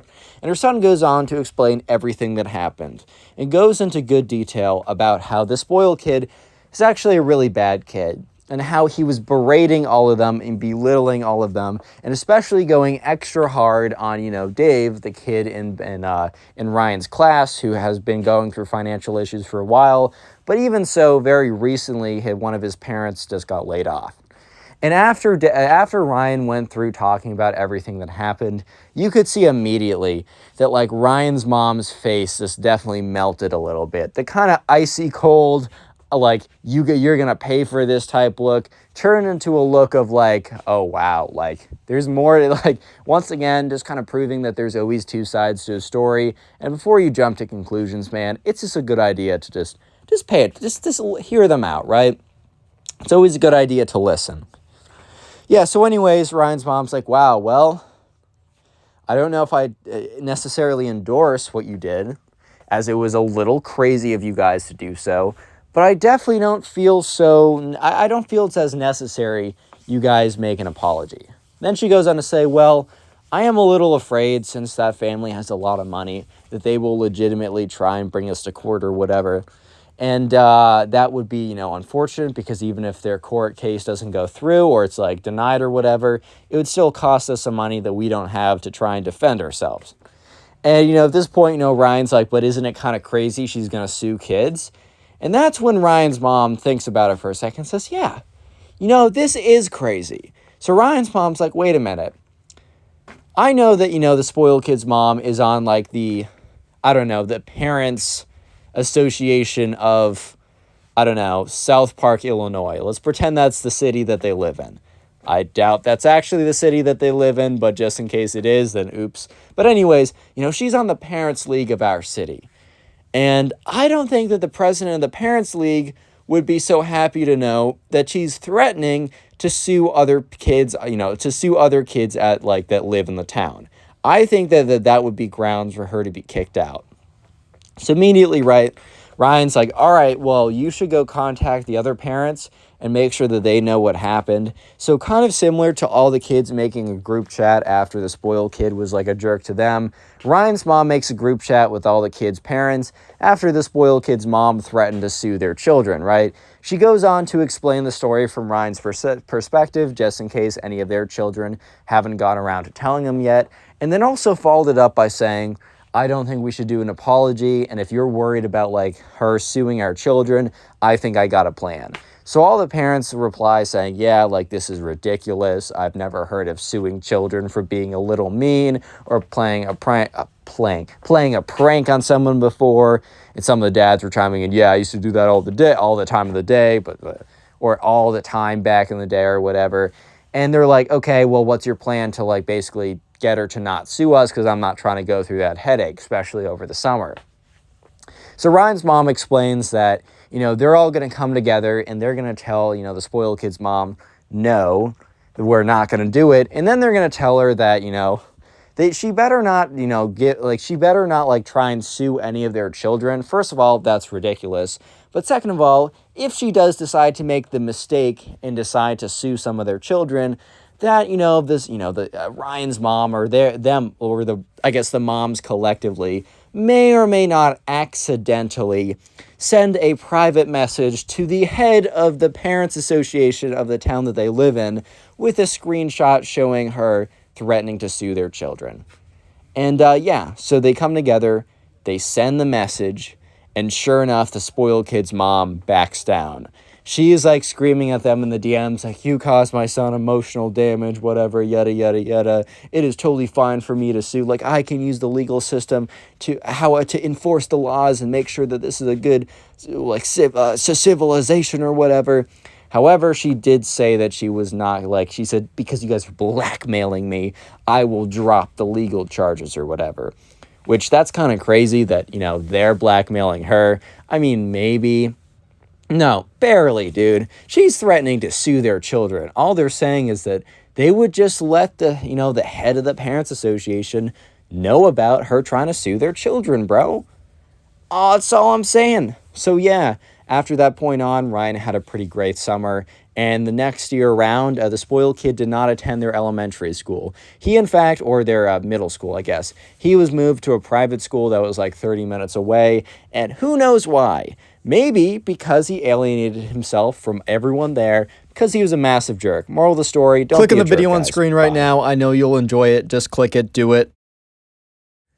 What's up, guys? Welcome back to a brand new story. Today we got a story of a spoiled brat that ends up punching the teacher over the fact that the teacher said that TikTok was bad. And this spoiled brat was famous, quote unquote, on TikTok. So he was like, oh my God, you can't speak poorly about TikTok. Take this in the face. But yeah, it ends really, I'm not going to say it ends poorly because it ends pretty satisfyingly. The spoiled brat does get karma, don't worry about it. So yeah, I think you'll enjoy this story, so sit back, relax, subscribe if you're new, and let's just jump right into it. So we're going to call the subscriber who submitted this story Gavin. So anyways, Gavin had this kid in his class who we're going to call the spoiled kid, and the spoiled kid had 5,000 followers on TikTok. And I don't want to say anything bad about 5,000 followers on TikTok because I know that when I hit 100 subscribers on YouTube after about like 2 years of doing it. I was super excited back in 2016, right? So I'm definitely not shaming you or anything if you think that a couple hundred followers is big or a couple thousand is big. Honestly, I don't even think that like my number of subscribers is big in like the big scheme of things. But this kid really let the 5,000 TikTok followers go to his head. And it's totally cool to be proud about having like a handful of followers or whatever, but definitely don't let it go to your head. Even if you're freaking PewDiePie, don't let it go to your head, right? So he posted like clips of like him playing Fortnite or something, and he kind of it became like his personality, right? The fact that he had 5,000 followers on TikTok, but he also made it like an excuse for him to not do anything he didn't want to. For example, actually, where the story starts is Gavin, another kid, and the spoiled brat were all put in the same group, right? It was a group project in this class, and the group project was supposed to be divided up fairly evenly between all the kids. And that was supposed to be done via the group. Like the group was supposed to divide up all the stuff. It wasn't like the teacher said you get to do a third, you do this third, and you do this third. It was kind of just implied that all the kids were going to do an equal third. But turns out, right, Gavin was telling them like, hey man, like I'm not going to do anything because I have much bigger things to do. And they're all sitting at the table, or not Gavin, the spoiled kid. And like they're all sitting at the table, and Gavin kind of looks at the spoiled kid. He's like, bro, what are you talking about? You're not going to do your work. Like, of course you're going to do your 1/3 of the work. Like, it's really not that deep. Just do your work, bro. And he's like, no, you don't understand, man. Like, I gotta grind on my TikTok, bro. Like, I'm blowing up with these Fortnite clips. I have 5,000 followers on TikTok. What do you have on TikTok? 20 followers? That's what I thought. Shut up. Sit down, kid. I'm better than you. Take this L. I'm not doing anything. So at this point, Gavin and the other guy are pretty upset at the spoiled kid because they're like, bro, you really can't be saying like, oh, I need to spend all my time posting Fortnite clips. This guy posted like 1 or 2 Fortnite clips a day on TikTok, which you do not need to spend 17 hours out of your day to post 2 clips of you smacking kids in Fortnite, bro. Like, it's really not that difficult, and it's also not that deep, and it really should not take you that much time. And these weren't like hyper-edited clips or anything that might genuinely take hours and hours for like 10 seconds. These are just like clips. And the thing is, the majority of the clips got like 10 views on his TikTok account. It's just one of them went like super viral and got like 2 million views, so he gained 5,000 followers really quickly. So it's not like this kid had a consistent audience that would come in every single day. It would be like 50 views, 20 views, 500 views, 10 views. But bro had 5,000 followers, so it went to his head, and he was like, I gotta grind my TikTok, man. This is my future, not school. And Gavin was kind of thinking to himself, or he said this out loud, actually. He's like, bro, I get it. You don't think this is your future, but also I don't want my future to be doing all your work because you don't think this is your future. That's not what I want my future to be. So Gavin and his friend, basically, or the other guy he was with, basically said, hey, spoiled kid, you need to do X. Like, they kind of lay out what he needs to do. Like, you need to do it, or like, I don't know, there's going to be consequences, right? He doesn't specify what. He's like, dude, just do it. And the spoiled kid's like, fine, whatever, I'll just do it. The spoiled kid does not end up doing that part of the presentation, right? He's too busy smacking kids on Fortnite and posting them for 10 people to watch, right, on TikTok. And Gavin and his friend are pretty annoyed about this, so they meet up last minute and they realize, like, the spoiled kid has done none of his presentation. We just got to do this really quickly. So they quickly do the last bit of the presentation, or I should say group project, because they didn't present it. The last bit of the group project just by themselves, and they got like a B on it, which is fine. But they definitely probably would have gotten an A if the spoiled kid did his part of the presentation and Gavin and his friend didn't have to do it last minute. But whatever, right? So that bit of the story is low-key just context to the spoiled kid, because when things really get intense, when things really get crazy, is right now. Because today they came into class, and this was a couple days after the group project, so Gavin and his friend are still pretty upset about the fact that the spoiled kid basically decided to dip on them and just like not do any of the work. They were pretty upset about that. But anyways, they're in class, and the teacher decides that, he's going to have a very different type of presentation today, a very different type of of school day, right? So normally, I think this is like a history class or English class or something like that. But today, the teacher, I think he read like some article about how bad TikTok was, and it inspired him that he was going to do an entire class segment just on how bad TikTok was. So they walk into class, and, the spoiled kid sits down, Gavin sits down, everyone else in the class sits down, and the teacher starts to go on and say, so you guys might have this app called TikTok on your phone. I just want to say I need all of you guys to uninstall it right now. Which, first of all, I agree, TikTok is pretty sus, and the algorithms are definitely pretty malicious, in my opinion, and they definitely are just not, it's probably not good for you to be on TikTok too long. I've deleted that app like 7 times. It's so easy to quit. I've quit 10 times, ha ha ha, right? But yeah, no, but it's a little bit of in my opinion, it's a little bit of like a step, like stepping over the boundaries for the teacher to say, oh, take out your phones right now and delete TikTok. So, like, I don't think any kids actually did that, but, like, the kids took this as an opportunity to go on, like, in their Instagram or their Snapchat for, like, a minute as to pretend that they're uninstalling TikTok. And then after they're all on their phones for a minute, pretending to uninstall TikTok, the teacher goes on to say, well, now you guys are probably wondering why I asked you to delete an app on your phone. Well, today's presentation will show you why. So the teacher goes on to show all these slides and whatever. He's like, oh, like there's like the government spying on you. The algorithm is like making you like addicted and depressed or something like that. Which, yeah, I will say that I found like the TikTok algorithm leaves me feeling kind of bad after I'm done watching TikTok for like 20 minutes. And I just have not found that same thing with the YouTube or any other social media. Other social media maybe, but like I feel like YouTube, when I'm done watching a bunch of YouTube videos, I actually like feel a little better or the same. But for some reason, when I'm done watching TikTok videos, I just feel drained and bad. So I don't know what's up with that. Maybe that's not a universal thing. That's just an experience. But anyways, he's talking about how TikTok is bad, how TikTok's addictive, how TikTok is like the worst or whatever. And the spoiled kid, whose entire personality is the fact that he has 5,000 followers on TikTok, wasn't that big of a fan that this teacher was saying all this. In fact, he was big angry. He was big mad, right? The teacher was not happy, or the spoiled kid was not happy at all about this. So, in the middle of this presentation, the spoiled kid literally stands up, and like at this point, Gavin kind of looks over because he sees the kid in his peripheral vision stand up quickly, and he looks over. This kid is standing straight up. And, Gavin's like, bro, what is this kid about to do? Like, this is kind of weird. And the spoiled kid goes in and be like, you're wrong. Just saying, like, you're wrong in the middle of everything. So the teacher's in the middle of his presentation, and he kind of, like, looks up and looks around, and he sees Gavin, like, standing up and saying, you're wrong, right? So he's like, oh, like, what? Like, what are you saying, Gavin? Like, first of all, like, don't interrupt me like that, but, like, what are you saying? And Gavin's like, TikTok is not bad for you. How could it be bad for you when I have 5,000 followers on there?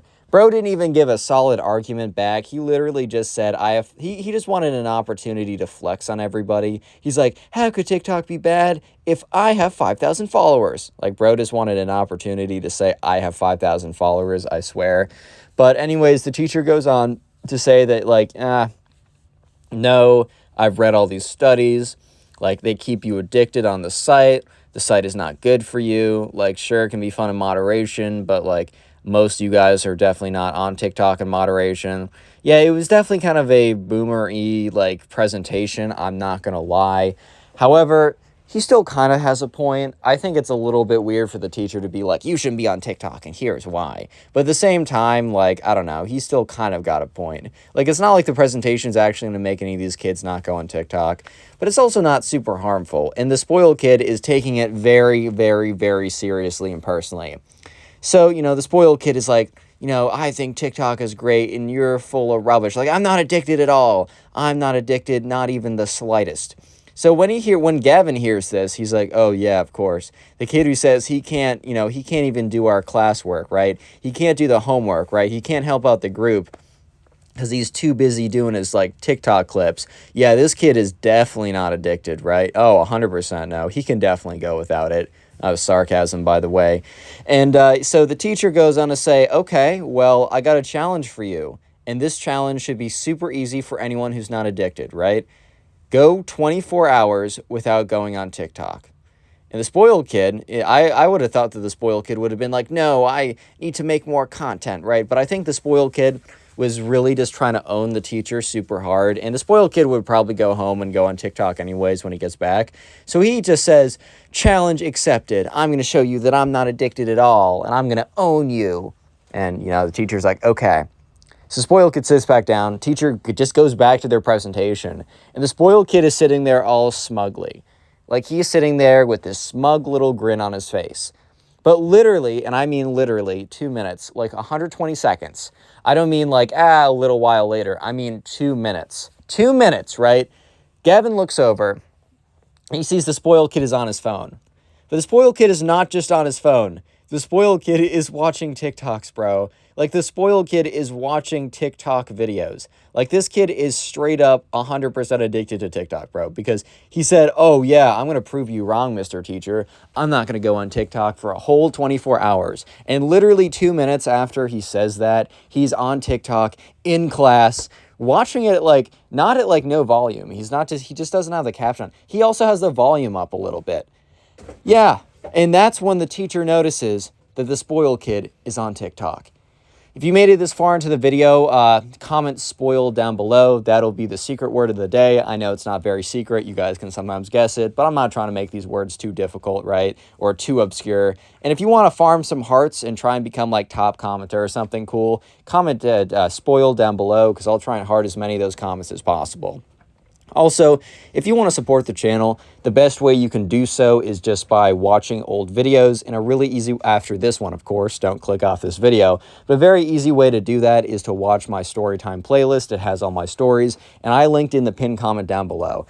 So if you decide to support the channel by watching old videos, maybe via the playlist, let me know in the comment section down below if you're doing that, just so I can say thank you to you guys for supporting the channel, as I really, really do appreciate it. Anyways, let's get back to the story. So just a little recap.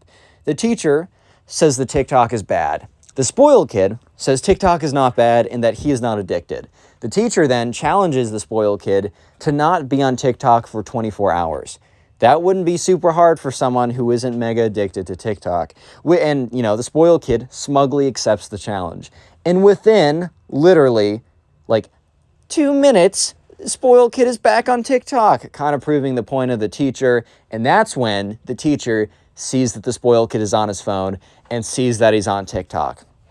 So the teacher literally stops his presentation.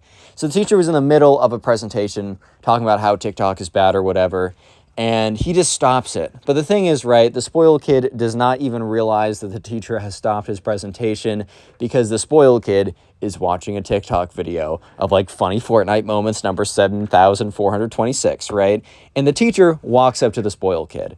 And the spoiled kid at this point is so like he's just so deeply involved or is focused on his TikTok videos, the funny TikTok video he was watching or whatever, that he doesn't even realize that the teacher is standing right above him looking down. And the teacher did have like a bit of a smile on his face. Like the teacher probably was definitely gloating a little bit, because he did. I mean, bro, when this kid rudely interrupts your presentation and you challenge him that, oh, you can't be on, like, you can't go without a day without TikTok, and he like proves your point in class 2 minutes later, it's like you seriously couldn't ask for anything better to prove your point. So after a second, the spoiled kid starts to like realize, like he just like gets a sense that someone's looking at him. He looks up, he sees the teacher, he quickly turns off his phone and puts it in his pocket. And the teacher's like, so you couldn't even go 2 minutes, man? And the spoiled kid's like, that wasn't TikTok. And the teacher's like, are you sure? It sure looked like TikTok. And the thing was, Gavin saw it, and it was 100% TikTok. He saw the likes, he saw the scrolling, it was the videos, it was exactly 100% TikTok, right? And the kid's like, dude, no, it was my photo app. And the teacher's like, seriously? You were just looking at your photos? That explains why you were watching a video and you left a like on it and then scrolled to the next TikTok? And the kid's like, it doesn't matter. I'm still not addicted, bro. And like at this point, the teacher's like, okay, well, you did disprove my point, like that you couldn't even go 2 minutes without going on it, right? Like, and you also said that you wouldn't go on for 24 hours to prove your point. So I kind of feel like I disproved my point and you kind of just like conceded here. The spoiled kid did not like hearing this at all. He was not happy about this. He's like, it doesn't mean anything. In fact, it just means that it's really good. That's why I keep going back. And you know what? Do you have 5,000 followers on TikTok? I didn't think so. And the teacher was like, like, that's cool that you have a thing going on there. I'm just saying the app itself isn't good. And the spoiled kid's like, I think you're just jealous of my 5,000 followers on TikTok. And the teacher's like, congrats on that, but I'm also just not jealous because I don't go on TikTok and I also wouldn't really care. And since I don't go on TikTok, why would I care about having some followers on there? Like, that really doesn't make a lot of sense. But still, congrats for you, but also the app is bad. And the spoiled kid was starting to get really angry. And the spoiled kid starts to threaten getting lawyers involved. I know that sounds like a pretty big logical leap, but the spoiled kid was getting so mad because he was low-key getting owned in this conversation. I mean, when you say that, oh, I'm not going to go on TikTok for 24 hours, and then like 2 minutes later, you're on TikTok, right? And the teacher calls him out on it. He's like, so at this point, the spoiled kid's like, if you don't stop talking bad about TikTok, my employer, I'm going to get lawyers involved, and they're going to sue your butt off. And the teacher kind of looks at him and is just like super confused. He's like, what? Like, that doesn't make any sense. And the spoiled kid's like, it does make sense. And the teacher walks closer to him to kind of like continue the conversation. He's like, I'm just saying that like TikTok isn't good and it's keeping you addicted. And the spoiled kid's like, you don't know what you're talking about. And the spoiled kid like raises his fist, clocks it back, and then whoosh, swings on the teacher, makes connection with his face, boom. Or like I should get boom. Ow. Okay, that kind of hurt, bro. But I had to do it for the YouTube video. I had to do it for you guys. Make sure to drop a like in the video for the pain I just went through. But anyways, right, so he makes contact with the teacher's face. And the thing is, right, I don't think the spoiled kid was like some crazy martial artist that's actually super good at this or something, or I don't know, like he's some god at like fighting people. I think he just accidentally swung and got a really clean hit because the teacher literally he doesn't fly back, but he like falls backwards onto the ground. And at this point, the spoiled kid literally reaches in for another punch. Bro wasn't even doing one punch, he was doing multiple punch. And bro was really fighting the teacher to defend the honor of Fortnite? Or not Fortnite, of TikTok? TikTok isn't your mom, bro. Lay off this guy. Jeez. But anyways, right, so all the kids start to a bunch of kids rush up and they pull the TikTok guy back or the spoiled kid back, and some other people go over to the teacher to make sure he's okay. So the spoiled kid didn't knock out the teacher. He didn't fully get him or he actually might have knocked him out briefly, but he did knock the teacher down on the ground. The teacher gets up, he's like, what did what I think just happen? And Gavin went over to the teacher to make sure he's okay. A bunch of other kids made sure the TikTok kid didn't swing again, or the spoiled kid didn't swing again.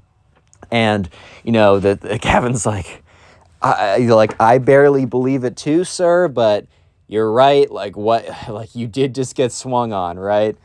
And at this point, the teacher's like, I can't believe that. I can't believe that. Yeah, so the teacher is kind of just in complete shock and disbelief. Honestly, Gavin is kind of shocked too, because it escalated really quickly. In the beginning, the spoiled kid was definitely speaking out of line and definitely being a little bit aggressive. But it escalated quickly to I'm going to sue you, and then literally getting punched in the face, which is pretty ridiculous. But the teacher, once he kind of regained his senses and he wasn't as shocked, because for a good minute, he barely said anything, the teacher did, because he was just so flabbergasted by what happened. Because you don't expect your kid, a kid in your class, to punch you in the face because you said, oh, big corporation bad. It's not like his dad's the CEO of TikTok or something, or it's not like he's birthed from TikTok's algorithm. His mother is not the algorithm of TikTok, bro. Come on, chill out. So eventually the teacher gets it together and is like, do you know what you just did? And looks at the spoiled kid. And you can tell right away that the spoiled kid is already regretting his actions. He's shying back. He's starting to sweat a little bit. He looks super nervous, right? He definitely knows that he messed up big. And the spoiled kid's like, it was an accident. I fell into you. And the teacher's like, that's not true. That's not true. That's not true at all. And, the spoiled kid looks to everyone in the class and is like, guys, back me up. And the thing was, the spoiled kid had been acting super arrogant about his 5,000 followers on TikTok. And one thing's for sure was that Gavin and the other guy in the group with him and, the spoiled kid, Gavin and that guy were definitely not going to back the spoiled kid up because they already saved him for not doing any work, which Gavin doesn't even know why they did. They honestly should have ratted him out, but they just didn't feel like doing all that, right? They're like, nah, that's just not worth it. But yeah, they're definitely not coming to his defense a second time. They're not backing him up again. And basically, everyone else in the class had felt slighted in one way or another by the spoiled kid and his obsession with oh my God, I got 5,000 followers. That's why I'm a jerk to you. Oh my God, guys, I have 5,000 followers. That's why I'm ignoring you. Oh my God, guys, I have 5,000 followers on TikTok. That's why I'm being such a jerk to you or whatever, right? So no one in the class really liked this kid or came to his defense at all. And yeah, so the kid is kind of looking around very frantically, trying to find someone who's going to defend him. But everyone, first of all, no one's going to lie just to defend the spoiled kid. And also, the truth was the spoiled kid was the one who punched the teacher in the face. That's just reality. That's just what happened, bro. That's just how it went down. There's nothing you can really do about it. That's just how it went down. And the teacher knows what happens too, so they're not going to be able to convince the teacher otherwise. So the teacher walks up to the spoiled kid, grabs him by the scruff of his collar, and is like, "You are coming with me." So the rest of this is kind of not from Gavin's perspective, because obviously Gavin did not go to the front office with them. However, Gavin heard news from other people, from I don't know, word got out pretty quickly. And this is just what Gavin heard, so I'm going to fill it in as if Gavin was watching this from as if he was a fly on the wall. So the teacher's dragging the spoiled kid down the hallway, right? And the spoiled kid's like, I didn't do anything. And the teacher's like, you're not going to convince me otherwise. I know what I saw, and everyone else in that classroom can back me up. And the teacher had this bruising. The teacher's face was already bruising on one of the cheekbones. There was already evidence on this teacher's cheek, as well as 20, 25, 30, I was going to say 50, but I think it's a little smaller, 30 kids that are eyewitness accounts too. So the spoiled kid knows he's screwed at this point. They go to the front office, and, after a bit of questioning, I guess, the principal or whoever is the one who's, sitting there with the spoiled kid and the teacher is just kind of why? The principal just doesn't understand why the spoiled kid did it. And the spoiled kid's like, he was making fun of my, passion. And the teacher goes on to say, I was doing a presentation about why TikTok's algorithm is, dangerous. And he's like, no, he wasn't. He was saying that I was stupid. And the teacher's like, no. And I have, a bunch of kids in class that can attest that, I wasn't saying that. And the principal even says, even if the teacher was saying that you were stupid, which he shouldn't have done, but it doesn't look like he did, let's say he did, that still doesn't give you the right to punch him in the face. That's a very serious, offense or whatever, right? So the spoiled kid kind of just takes the L. And while this might be shocking to some people, if you hit the teacher, you will get in trouble. And yeah, the kid got an entire week of in-school suspension, which is normally when you're suspended and you go home, maybe your parents can be super strict, but maybe you can get away with just playing video games the whole time. No, with in-school suspension, you literally have to sit there in school doing nothing or maybe having to do your homework for an entire week. So yeah, the spoiled kid was also not able to post TikTok videos. They found his account and they basically said, if you post, your in-school suspension will double or something, which is dang, they kind of ruined his TikTok career. That was kind of sarcastic, the TikTok career part. Bro got 10 views per video, man. I think he can take a break. But yeah, moral of the story is don't punch your teacher over TikTok, because TikTok Click on the is video not on your screen mom. right now. I know you'll enjoy it. Just click it. Do it. Leave a like on this video and I'll give you nothing. I know it's not a lot, but hey man, at least I'm honest, so leave a like. What's up guys, welcome back to a brand new story. Today we have a story of a spoiled brat who literally has a meltdown in the airport because she has to fly commercial. She can't fly in a private jet, she has to fly commercial, and the world is ending, man. No! Yeah, so that's today's story. I know you guys will enjoy it, so sit back, relax, subscribe if you're new, and enjoy stories, and let's just jump right into it. So we're going to call the subscriber who submitted this story Jamie. Jamie was also the name of one of my close friends in middle school, so I'm kind of cycling through my friends' names right now. I don't know if you guys have noticed. But anyways, so yeah, Jamie and his mom are going on a joint vacation with their cousins over the summer.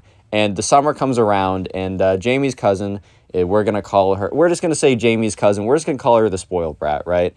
And Jamie doesn't really see her cousin that much, or see his cousin that much. And just because, I don't know, they live in different areas, they get along kind of.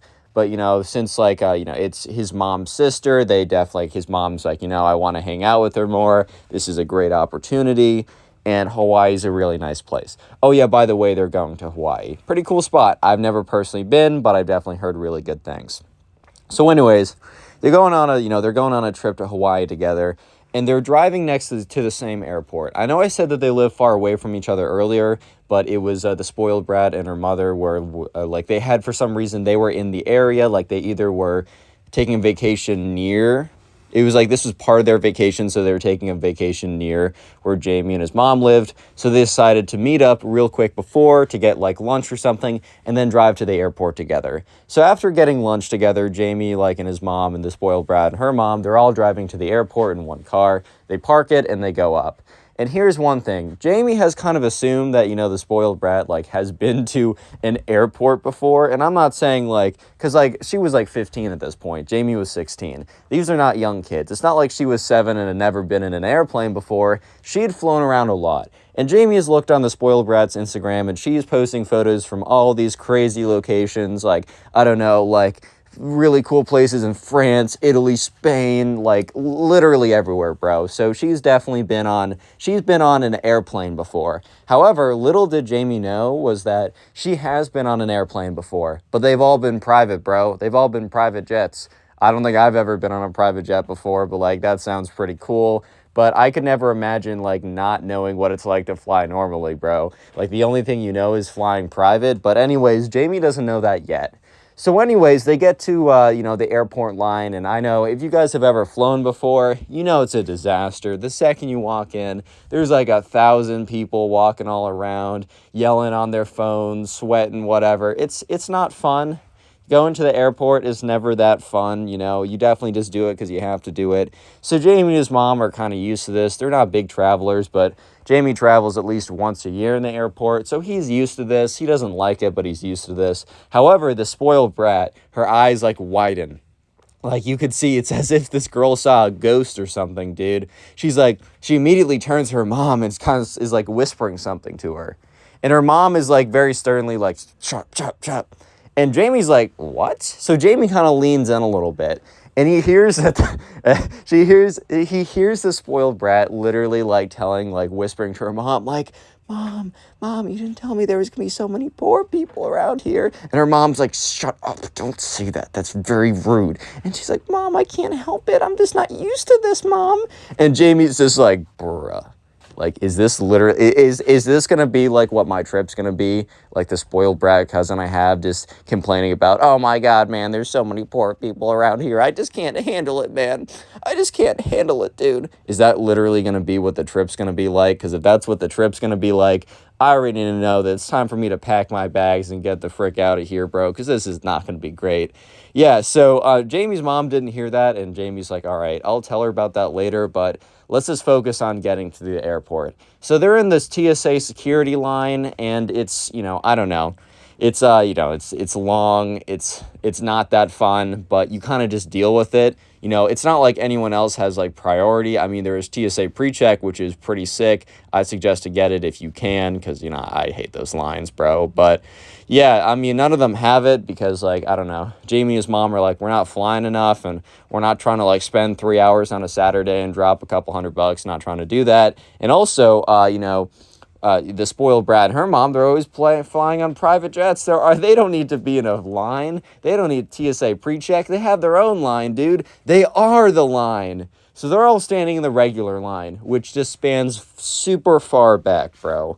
And at this point, the spoiled brat is literally complaining 24/7. There's not a second where she's not complaining about the length of the line. And Jamie's just thinking to himself, wow, such a new, what an astute observation that this line is long.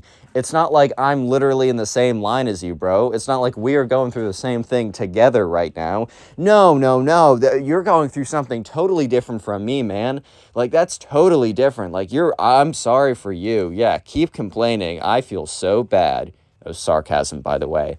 Yeah, so she's just complaining, and she's also continuing to whisper stuff to her mom. And Jamie at this point kind of realizes that when she complains out loud, like, she knows that it's not like the worst thing. But when she whispers something to her mom, she's probably like, why, there's so many poor people here. And her mom's like, shut up, man, like, that's rude or whatever. But her mom really isn't reprimanding her that much. She's just like, don't say that in public. Like, we don't want people to think badly about us or whatever. So, yeah. Jamie already knows this is going to be a long trip, but that's when they basically get through the entire line. And if you've never been in an airport before, you need to go through these, like, metal detectors and, like, body scanners. And you also have to take, like, your phone, your wallet, jackets, any like, kind of, like, jewelry type things off your body, just because, you know, they got to, like, scan it or whatever individually, or it might set off the metal detector. I'm not totally sure. So they get up there, and the spoiled brat's about to walk through the thing normally, and they're like, hey, like, sorry, like, can you take, okay, I don't say sorry. TSA workers are up 24/7, so they're always a little grumpy, but they're like, take off your watch or whatever, because, like, the spoiled brat had this watch on, and she was like, no, I'm not taking off anything. And, like, they all turn to her, bro. Like, at this point, Jamie and Jamie's mom just, like, give this look of, like, what? What did she just say, dude? Like, is she really talking back to a TSA worker right now? Like, you gotta be kidding me. And, like, the spoiled brat's mom, like, pulls her aside and, like, whispers something very sternly into her ears or whatever. So eventually, the spoiled brat takes off her watch or whatever, puts it through the line. And, like, bro, it's not that big of a deal. You're just gonna put it on 30 seconds later. I think she was like, oh my god, the poor people are gonna steal it. They're gonna consume me alive. She probably went on Twitter and saw someone say, eat the rich. And she's like, they're coming to feast on my soul or something like that. I don't know, man. I'm not in her head. But anyways, yeah, so Jamie goes through this, and, like, as he's going through it, he gets to the other side, and, you know, he's sitting with his mom, putting his shoes back on, and he's like, Mom. She's like, Jamie, I know, just don't say anything about it. Like, they were literally on the exact same page at this point. Like, they were on the same page with what's going on, bro. So, yeah, anyways, you might be thinking that that's the end of that they made it through and they're done. Not even close, man. Not even close. Because anyways, you know, they get through, and the spoiled brat is basically saying, like, okay, because they're hungry, or they're not even that hungry because they had lunch, but, you know, they want to eat something before the flight to Hawaii, because it's a bit of a long flight. And, you know, the spoiled brat is like, you know, I'm in the mood for a filet. If you don't know, that's a really, like, fancy type of steak that costs a lot of money. It's a very good cut. I've had it before. Fillets are very solid. They're expensive, so you're going to be dropping some money on it, but, like, if you get the opportunity, like, it's definitely a nice cut of meat. However, bro, you're in the airport. You're lucky to get McDonald's that isn't going to give you food poisoning if you're in the airport, man. So, you know, she's like, I want to get some filet or whatever. And they're just like, I don't know how to help you, man. Like, literally all there are, like, around here is kind of a sus sushi place. And I'm not trying to get the gas station type sushi. A McDonald's and a thrift store that has, like, gummy bears. So if you want a McDonald's and gummy bears, that's about as good as we can offer. I don't know if we can help you with the filet mignon situation. I'm sorry about that or whatever. At this point, the spoiled brat legitimately starts to break down into tears, which Jamie was so caught off guard by. Like, sure, he saw that she was under a lot of stress. The stress was obviously put on by herself. Like, there's so many poor people around here, man. I just can't handle it. Like, bro, come on now. But she literally breaks down into tears and is like, I've never flown commercial in my life. Mommy, I never want to fly commercial ever again. It's the worst. Like, I have to wait in these lines and I'm surrounded by gross people. AKA poor people is what she was trying to say. Like, this girl was literally going off the deep end at this point. It was crazy, man. But, yeah. So, yeah. Yeah, just let that all sink in, man. Just let that all sink in. And at this point, I don't know, like, Jamie's just, like, looking at his mom, and he kind of gives her a look of, like, what? Like, a lot of confusion or something? Because he was really confused when the spoiled brat said, like, quote, in quotes, like, I've never flown commercial before. Because he just kind of assumed, like, he knew that they had money or whatever, but he didn't know that they had private jet 24/7 money. Like, that's just a different type of money, if you know what I mean, right? That's crazy stuff. And yet she's just like, I've never flown commercial before, and I never will again. This is a scarring activity. And, like, the spoiled brat's mom's like, don't worry, honey. I'll get you therapy for this. And, like, look, honestly, I'm a big proponent of, like, you know, getting yourself checked up, having someone help you through stuff that you need help through. Like, I'm a huge proponent of that. However, bro, you don't need therapy if you've just been in a public space. If you've been around people and that make less money than your dad, you do not need to go to therapy, bro. That's all I'm saying. Maybe I'm the jerk here. I don't know. I don't totally. Maybe, man. Maybe you caught me. I don't know, man. However, all I'm saying, man. You don't need therapy because you've been around poor people, bro. That's so crazy. But anyways, you know, Jamie and his mom are like, haha, okay, guys, we're going to go and get some food. So Jamie and his mom go to McDonald's or whatever, which I'm sure the spoiled brat would literally puke if she saw the people inside of McDonald's because, oh my God, I can't handle it anymore. So they're just sitting there. They got a seat. They're having their, like, I don't know, their cheeseburgers or whatever. And Jamie sits down and he's just like, wow. And Jamie's mom's like, yeah. Look, my sister, she's very nice or whatever, but she's probably struggled a bit raising her daughter. I don't know what's gotten into her. Like, hopefully this is just a phase, but I don't know. Yeah, and Jamie just saw, like, the look of just, like, disappointment on her mom's face at, like, the way that her sister raised her daughter, which, like, that's totally fair, bro. She definitely messed up raising that kid, because, like, no kid who's, like, I don't know, man. If you're doing that, it's time to stop. Like, taking out that old 2015 internet meme, it's time to stop, get some help or whatever. It's time to stop, man. But now it's time to actually board, so they get up there, and understandably, right, you know, the spoiled brat is on the very first class seats or whatever. I've never sat in the first class seats, but whenever I pass by them, I'm like, dang, that looks comfortable. But it's also, like, 3 times as expensive. I'm like, dang, that's not worth it. All I'm saying, that is not worth it. But yeah, they get into the seats, and, you know, like, Jamie's and his mom are kind of, like, waiting, because, you know, I don't know, when you've boarded an airplane before, if you've never done that, people, like, will put their bags in the overhead compartment, so you don't immediately watch your seat, you kind of have to stand there for a second. And so while Jamie is kind of is standing there, he can overhear the spoiled brat, like, complaining to her mom, like, Mom, I don't have enough leg room here. These seats are so cramped. Dude, I don't know if you've ever seen the first class seats, but those are not cramped. You literally could stretch out. I've seen first class seats where you can literally lie down, go to sleep. I'm not saying you're going to get a good sleep on an airplane, like, no matter how nice it is. I don't care if they put your entire room in an airplane. Like, I don't think you're going to get the best sleep ever. However, man, like, come on now, bro. Come on now. Like, it's not that bad. It's really not. It's not that deep, you know? It's like, it's fine. You'll get over yourself. But Jamie, right, has to stand there while his spoiled brat cousin is just going insane over how she's struggling to, like, make it in the seat right now, while Jamie has to walk over to, like, his 48F seats all the way in the back of the airplane that literally had, like, 15 seats in one row, where he has to sit on some other dude just to, like, get his seat, right? So he's like, yeah, this is not fun.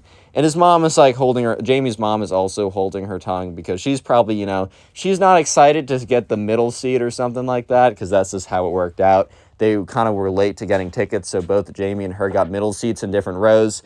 So Jamie's mom was also holding her tongue when she overheard the spoiled brat being like, Mom, I don't have enough room. Dude, literally, I don't know how she could have more room without being in the middle of the Atlantic Ocean at that point. Like, I don't know, man.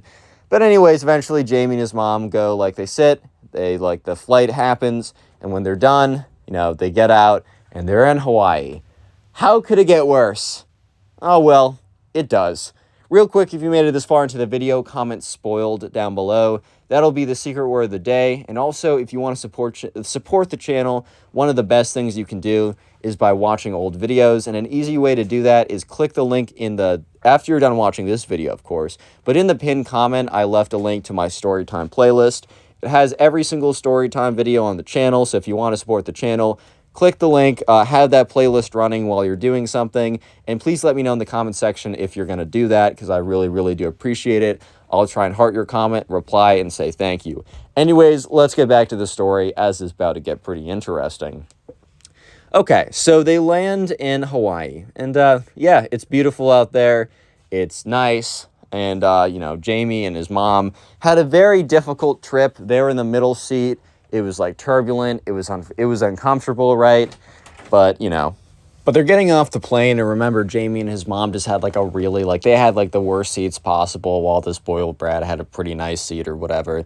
And immediately the spoiled brat starts complaining, not like that was like a shock to anyone or anything, but she was just like, "Oh my God, that was the worst travel experience ever. I was so cramped. I could barely rest." And at this point, like, Jamie and his mom kind of look at each other, because they're probably just saying to each other, all right now. We can't be mean here. We can't say anything. We have to pretend to be sympathetic, because we have to spend the next, 3 to 4 days with these people. Like, let's just like power through it. It's whatever, man. So yeah, they're just kind of like, oh yeah, we had a tough time too. And the spoiled brat almost looks at them with this look of like, no, you didn't. Only I'm allowed to suffer, or something like that. I don't really know, bro. It was already off to a bad start. So they get in the car and they drive to their hotels. However, the thing is, Jamie and his mom were in a very kind of like normal hotel, like, I don't know, like a Marriott or one of those kind of like chain hotels. It did the job. You got a hotel room, had like a TV in it, it had a bed, and, it wasn't infested with bed bugs or anything, or at least most of the time it wouldn't be. So that's pretty good. However, the spoiled brat and her mom were in like a 5-star crazy resort type thing. So yeah, and on the whole drive there, so basically they were driving, or they were being driven like by an Uber or something, or a ride service, to a place where they rented cars. So while they were driving there, the spoiled brat went from complaining about the plane ride to complaining about her hotel. And at this point, Jamie was like, bro, are you serious? Because she was like, they only have 2 pools, or their pool is only like 600 feet. I need at least 1,000 feet to do my laps properly in the morning, or something along the lines of that. Like, complaining about how the really awesome amenities weren't awesome enough. That was basically what it boiled down to, which I thought was pretty funny.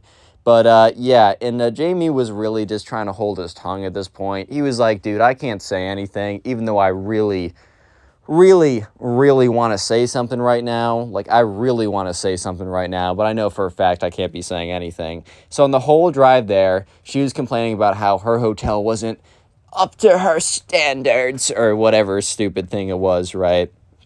So, and Jamie and Jamie's mom, when they pass by, because they get to the car rental spot, they grab their cars and they drive to their separate locations. Jamie and Jamie's mom's hotel was like 5 minutes away. One of the reasons why they chose the hotels is they were close to each other. They passed by the hotel that, the spoiled brat and her mom were staying at. Dude, it was so nice. Like, it was one of the nicest hotels Jamie's ever seen. It's like not even like the nicest hotel he's ever been to. It's the nicest one he's ever seen. Even in like the TV shows and commercials and ads and the internet, he's like, yeah, doesn't even stand a chance. Like, this is insane. It was like an insane hotel or something like that. So yeah, that night at dinner, it just continues. The annoyingness continues, man, which I know is kind of hard to believe, but yeah, it's Jamie learned something very interesting. Very, very interesting. So anyways, they get to dinner, and it's a very nice dinner place, and the spoiled brat's mom is covering it, so it's like, yeah, they got to be nice or whatever. They get there, they sit down, they're looking at the menu, and this menu is definitely more up to the spoiled brat's standards, unlike McDonald's was, which he was like, oh my God, I need to eat what poor people are eating. No! So this was definitely more up to her standards. She could have a gold-plated McDonald's burger or something. I don't know what she's going to get, but she's going to get something.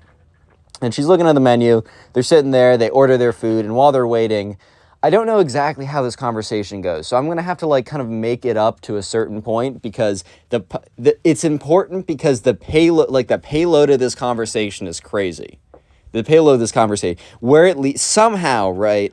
They're on the topic of like shopping. I don't know how it got there, but they're on the topic of shopping. And eventually it gets to a certain point where somehow it is revealed that the spoiled brat spends over $10,000 a month on like clothes and stuff. And Jamie's reaction was like, he literally dropped his fork. He's like, oops, my bad. But it was just out of pure shock. His body, like, and Jamie's mom is like, $10,000 a month, bro. What? How do you spend $10,000 a month?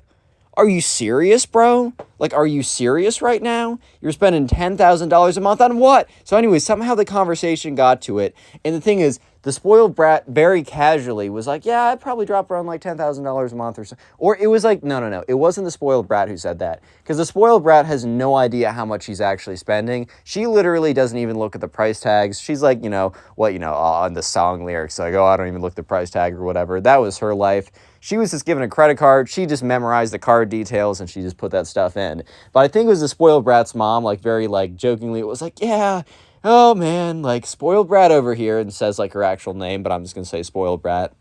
Spoiled brat over here is quite the shopper, normally running up a little over $10,000 a month. And that's when Jamie, like, he just kind of like melted into his seat, bro. He was like, bro, what? Huh? Did I hear that wrong, dude? Like, do I have stuff in my ears, bro? Like, is there stuff in my ears right now? Am I perceiving the world around me incorrectly? Like, what? Huh? Bro?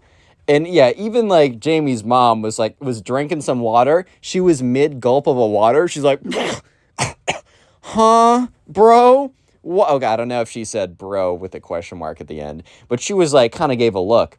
And it's funny, the spoiled brat's mom continues on speaking as if she didn't just drop a nuclear bomb, bro. It's like she didn't just drop a hydrogen bomb on them, bro. She's speaking like she said nothing. She's speaking as if like she's just like, I don't know, oh yeah, a casual day where my daughter spends $10,000 a month on clothes. What? Dude, how do you even spend $10,000 a month normally? I'm counting rent, I'm counting food, I'm counting like giving yourself decently nice clothes. I'm counting some amenities. I'm counting maybe a trip too. How do you spend $10,000 in a month, man? Like, I just don't understand how that happens. And that's from my perspective. That's not even from Jamie's perspective. Obviously, he agrees. But just from my perspective, bro, like, how do you even get close to that? Like, even if you're the main, like, especially though, because the spoiled brat, she doesn't like live somewhere. She isn't living on her own. And even if you're living on your own, $10,000 a month, are you sending your kid to college? Is the spoiled brat secretly had kids and she's sending them to college? Like, her kid, like, she's 15 and our kids are 16, defying the laws of physics and gravity? Like, what? Bro, what's going on right now? And yeah, the craziest part was the spoiled brat's mom was continuing to talk like nothing happened.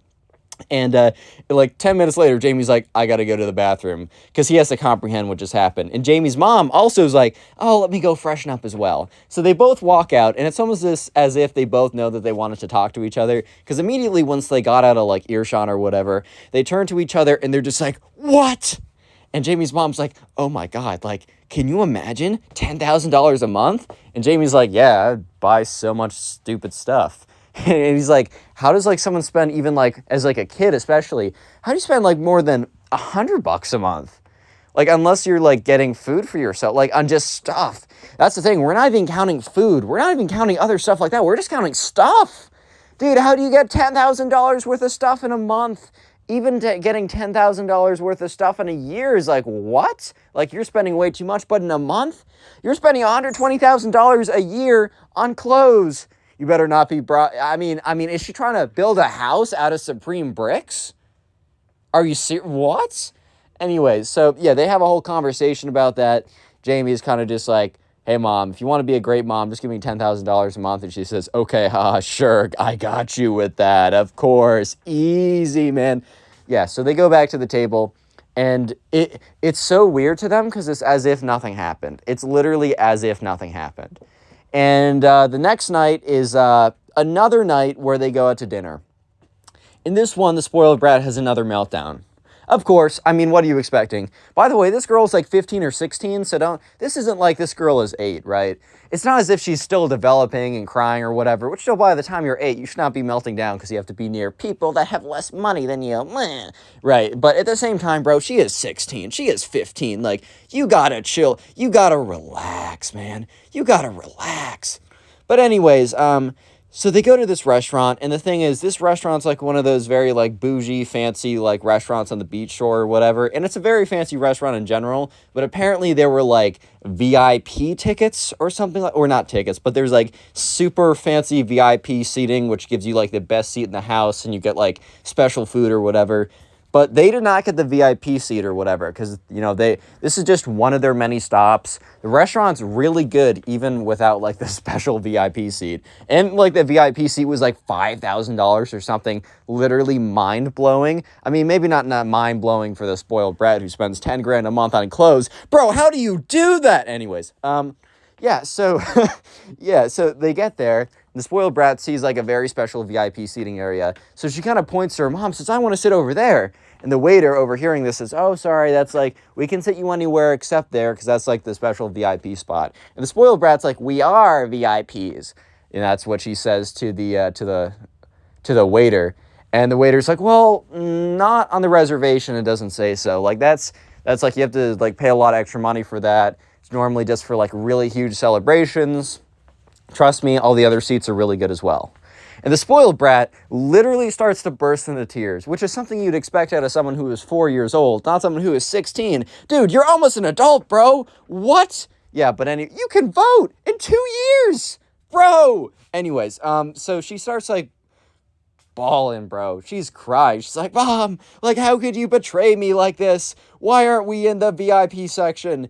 And at this point, like, bro, Jamie and his mom are just looking at each other and just giving each other the side eye of, like, I swear to God, bro, like, this person is not real. This person is a figment of our imaginations collectively. And she's, like, crying or whatever, and her mom is like, we still got really good seats. This restaurant is she's, like, yelling at, like, the spoiled brat like her mom was. Like, oh, this restaurant was still very difficult to get reservations for. You should be happy with, like, what we have. Like, this is still a great restaurant. The food's basically the same.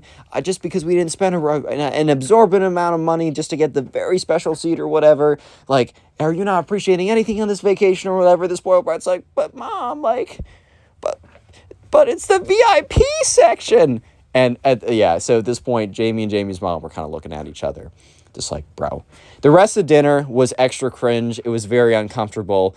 It was, like, a lot of moments. So, like, I'm not going to tell every single situation, but just a lot of, like, really tone-deaf moments. Like, she would mention, like, oh, yes, and I spent $50,000 on this. It was nothing. I don't think she said it that blatantly, like the spoiled brat or her mom. But it would be stuff like, oh, I just dropped all this money on whatever, or, oh man, yeah, I'll just have my maid do it. I'll just have my servant do that. I'll just have Garcon whip me up something in the private chef. Something like that where you just kind of say it, and, like, anyone else who lives in reality is kind of like, bro, what are you talking about? Like, what? Are you a Kardashian, bro? Like, what's going on here? And, yeah, they would just say a lot of stuff like that at dinner, and it was kind of confusing.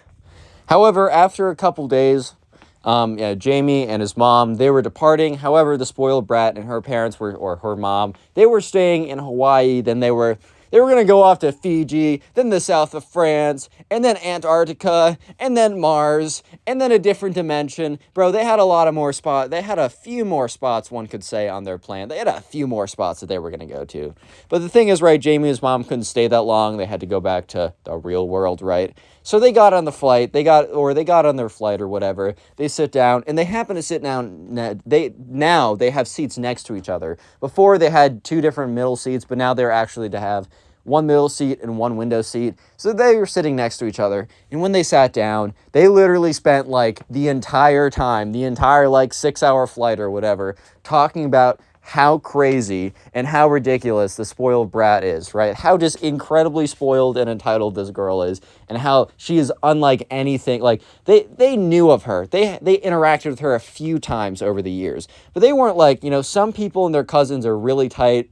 Some people and their cousins never see each other. They were closer to never seeing each other than really tight, but they'd seen each other a few times before. But Jamie's mom was just so flabbergasted, like, wow, my sister did not raise her daughter correctly. If you want to support the channel, watch another video after this and drop a like. Thank you guys. Click on the I video on appreciate you screen so right much. now. I Peace. know you'll enjoy it. Just click it. Do it. Leave a like in the video. I'm not really going to give you anything, but you should still do it, so leave a like. What's up, guys? Welcome back to a brand new story, and today we have a perfect karma story. A perfect story of a spoiled kid getting owned by his teacher. It's one of those just really satisfying stories that'll leave you feeling like all is right in the world, man, after you're done watching it. So sit back, relax, subscribe if you're new, and let's just jump into the story.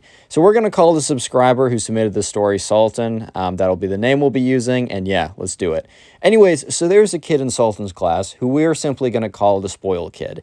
And this kid was not only a kid who had access to a lot of money, which, I mean, he did, but just because you have access to a lot of money doesn't necessarily mean that you're like an entitled brat or a spoiled kid or anything like that. You could be genuinely a good person and just happen to have access to a lot of money. You can also be a poor, bad person. Like, you can be either or. However, way too often when a kid has access to too much money and knows other people don't, he kind of feels this sense of entitlement, or she feels this sense of entitlement of like, I earned this, even though, you know, as you get older, hopefully you learn that you didn't. So this spoiled kid was one of those kids who would wipe his butt with a $100 bill if he was given the opportunity, and then brag to everyone about how he wiped his butt with a $100 bill. Like, he was that type of spoiled kid. And he was also just a jerk to everyone. He was very entitled. He was very like, I deserve everything because I exist. I exist, therefore, like, I should have. And like, if I don't get what I want, then like something is wrong in the world. One of those types of kids.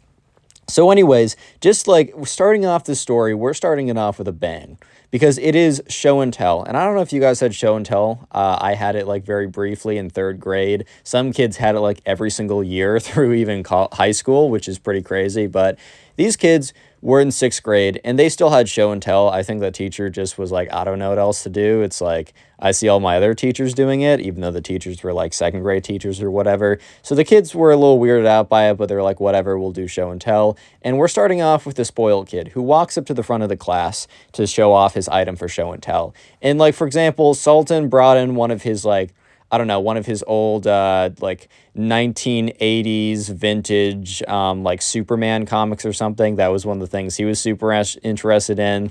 One kid brought in like a football because like he was a big football guy and he was like, I don't really know what else to bring in. Like, it really was this, you brought in something kind of interesting, but you didn't do what the spoiled kid was about to do. So the spoiled kid comes into class and he walks up to the front and he takes a box. He has this like box in his hand, and it's kind of like a smaller box. It's like a square shaped box, so it's not a rectangular shoe box. It's a square shaped box. He opens it up, and inside is this shiny watch. It seems to be like one of those silver plated watches, but it definitely looks very expensive. However, you could have just left it at that. Like, the thing that makes it, like, maybe, here's the thing, if you had a really expensive watch, maybe it wouldn't be the worst thing in the world to bring it in and show it off for show and tell.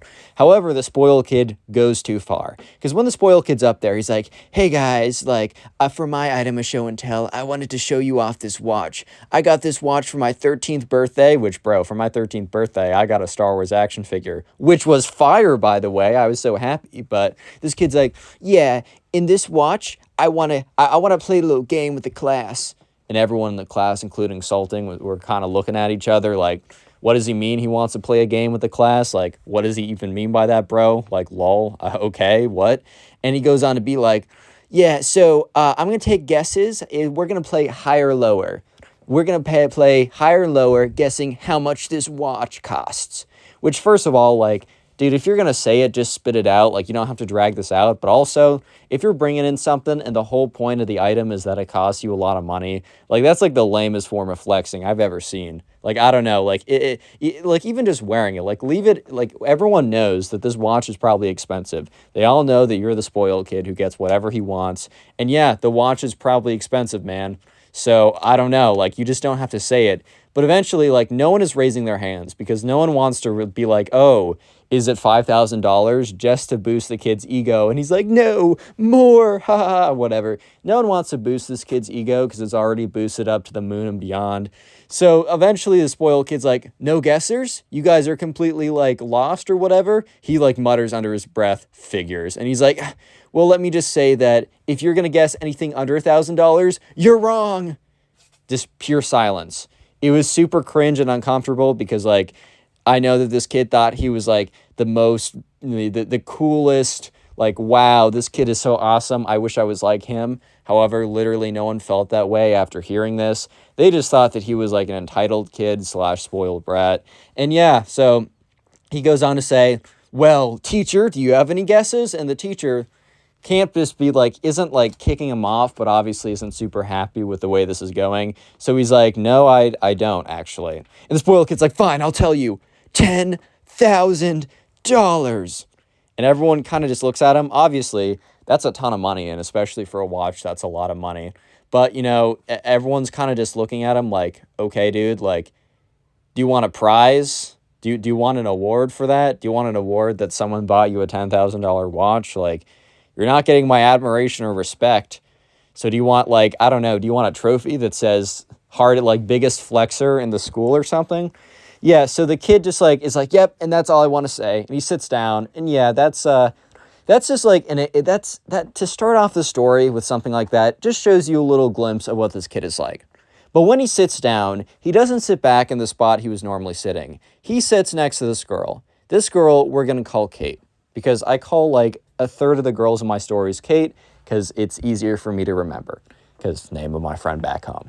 Anyways, so Sultan happened to have a crush on this girl, right?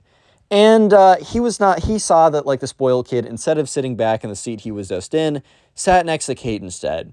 And he was talking up Kate, and, you know, to give credit where credit is due, the spoiled kid was low-key pretty good at flirting. He was actually cool with it. He was good with it. And I hate to give him credit because, like, no one wants to give the spoiled entitled kid credit, but I gotta be fair in these videos. Dude was definitely running it up. And Sultan saw this, right? Sultan said because by the way, the story was submitted to me via Instagram. Follow me and then DM me your own stories if you'd like. Sultan admitted to me that he was getting a little jealous. So the spoiled kid is like talking this girl up. And I think that like Kate was like pretty embarrassed for him after the whole, I have an expensive watch. But the thing is, this guy was just being so, I don't know, like he just had game that was unmatched. And I think she kind of just started to willingly forget what the spoiled kid just did. I think she was like, yeah, this kid isn't too bad looking, and also he's pretty smooth with it, so I'm just gonna forget the fact that he went up there flexing that someone bought him a $10,000 watch and kind of like drew the whole thing out like as long as possible to get the most attention, as well as the focus of the presentation was that the watch was expensive. I'm just gonna forget all about that. So yeah, Sultan had to watch for the next 20 minutes, and because by the way, other people were going up there, showing off whatever they had, and everyone else's presentations for show and tell were pretty normal, like they were pretty normal people presentations or whatever. However, the spoiled, and yeah, no one was showing off, oh, here's $1,000 gold brick I wiped my butt with. But yeah, the thing is, the spoiled kid wasn't showing any attention to these kids' presentations. He was just whispering / whisper flirting with the girl next to him, which was Kate. Unfortunately, this was Sultan's crush, so the next 20 minutes were super infuriating, not just because some random guy was flirting with Sultan's crush, which it's always tough. Dude, I've been in that situation a lot where you see someone else and you know that they're doing a good job, and they're basically just saying like, hey man, that's tough for you, but this girl's mine, man. I've been in that situation. It's unfortunate, but it's even worse when that person is the worst. Like, at least if it's a good guy, you're like, dang, I lost out. Like, I'm taking the L, but at least she's taking a W. The thing is, though, Sultan knows that this guy's the worst. So yeah, this was like the most excruciating 20 minutes of Sultan's life. However, things turn around for Sultan because, you know, he's talking with his friends, and his friends all know that, like, he has, like, a thing for Kate or whatever. And they're all, like, at the lunch table every day. They're like, did you talk to her, bro? Did you talk to her? Most of the days would be no, and they'd be like, dude, come on. But one of the days, he'd be like, yeah, like, we had a little conversation. They'd be like, let's go, let's freaking go. And they'd all, like, stand up in the lunch table and go, like, bum, bum, bum, bum, but, like, bang their table. It was cool. It was a fun time. But they also all knew about it. So when Sultan was explaining what happened, the guys were like, dang, bro, like, that's mad tough. Like, I hate to see that, like, especially with that kid. Because, like, this, even though those guys weren't in the class with Sultan, they just knew that that kid was the worst, just in general. However, when the kids was like, you know, he's like, wait, I think I have something to say. And he said that, like, word was getting around, like, that everybody, after, like, some girl in the class saw that, like, Kate was talking with the spoiled kid, apparently, like, every single girl and, like, half the guys in the entire grade went up to Kate because like word gets out really quickly. They go to a pretty small school and also middle school. If a guy talks to a girl or vice versa, then oh my God, they're dating, bro. Like that was a big deal back in the day, which is kind of crazy to look back on. And I'm like, dang, that's actually how it was back then. But anyways, word got out pretty quickly, and like literally everybody went up to Kate and they were like, dude, this kid's the worst. Don't give him the time of day. I know he's smooth with it, but trust me, he's terrible. And the nail in the coffin for the spoiled kid is when his ex-girlfriend, sure, they're like in 6th grade, so oh my God, 5th grade girlfriend, that's so serious. But anyways, when his ex-girlfriend goes up to Kate and is like, look, I know you might be thinking I'm just saying this because I want to get back with him, but I guarantee you I will never even talk to that kid again. And she goes on to list all the reasons why their relationship failed and why it was a terrible experience and why she shouldn't be anywhere near that kid because he's like the worst, most entitled, spoiled kid like ever. Yeah, so eventually Kate, just like the next day, Sultan goes into class and the spoiled kid sits right next down to Kate. And before, like, even though the spoiled kid was very, like, smooth with it and he had a lot of game or whatever, at this point, like, you know, Kate, like, the day before, Kate was at least responding with, like, complete sentences. She was, like, responding like a normal person. But today, for some reason, the spoiled kid was very confused because today she came in and she didn't say anything, dude. Like, she would be like, yep, okay, haha, whatever. Or just flat out ignore stuff sometimes. Like if the spoiled kid made like a joke under his breath, even if that joke was funny, like the day before she would laugh at everything. She'd even like overemphasize like how funny she thought it was, right? But today, she made it look like every joke bombed, bro. She made it look like this kid had a Netflix special that got 1 star or something, dude. But the spoiled kid was just really confused. However, the spoiled kid apparently really liked Kate. And this was not good for Kate. Because the spoiled kid would start to get a little bit desperate in his attempts. And by a little bit desperate, I mean you are about to see the most uncomfortable and cringe thing I've probably ever... okay, maybe not ever told on the channel. I've told a lot of stories that are pretty cringe, which if you guys are bored, feel free to check out the playlist of my stories linked in the pinned comment after this one. But yeah, you're about to hear one of the most uncomfortable things I've told on the story in a second, on the channel in a second, told on the story. Guys, I can't even speak English properly. I gotta take some more English classes. But yeah, the spoiled kid gets a little bit desperate for Kate's attention. Let's just put it like that. He gets a little bit desperate. Real quick, if you made it this far into the video, comment spoiled down below. That'll be the secret keyword of the day. If you want to farm some hearts on the channel, I will try and heart a bunch of comments to say the secret word down below. And also, if you do want to support the channel, I mentioned this a second ago, but there is a playlist in the pinned comment down below. If you put that playlist on, it's all my old stories. If you put that playlist on while you're doing something like, I don't know, cleaning your room, playing video games, drawing, trying to go to sleep, whatever, right? It actually really does support the channel because watch time's really good. And please let me know in the comment section what you were doing while watching my videos. I read the comments all the time and I'm genuinely so interested to hear what you guys are doing. And also I try and hard and respond to those comments because it's my way of saying thank you for supporting the channel by watching the videos while doing other stuff. Let's get back to the story as the spoiled kid is about to do something pretty mega cringe. So let's get into it. Yeah.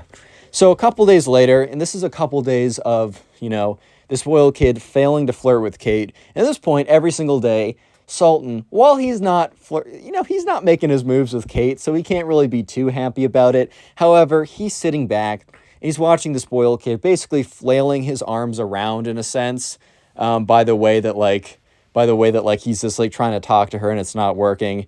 But on Friday, they were supposed to do presentations on countries, because this was like, I don't know, a geography class. I think the last time I had a quote-unquote geography class was like legitimately in 6th grade. I haven't had geography class since 6th grade. But anyways, since they're in a geography class, they were each given a country to do a presentation on.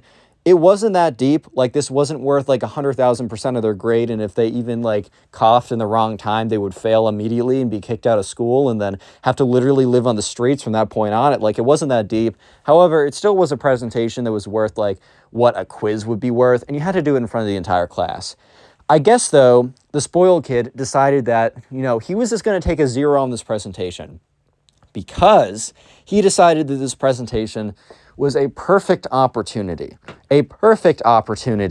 to basically try and win Kate back, quote unquote, right? So he decided to do something very cringe and very uncomfortable because Sultan goes up there and he has a presentation on, I don't know, man, Libya, right? And he goes like, oh, the GDP of Libya is whatever. Here are some cultural things I found interesting. Here's like the history of it. Here's the current president, whatever, right?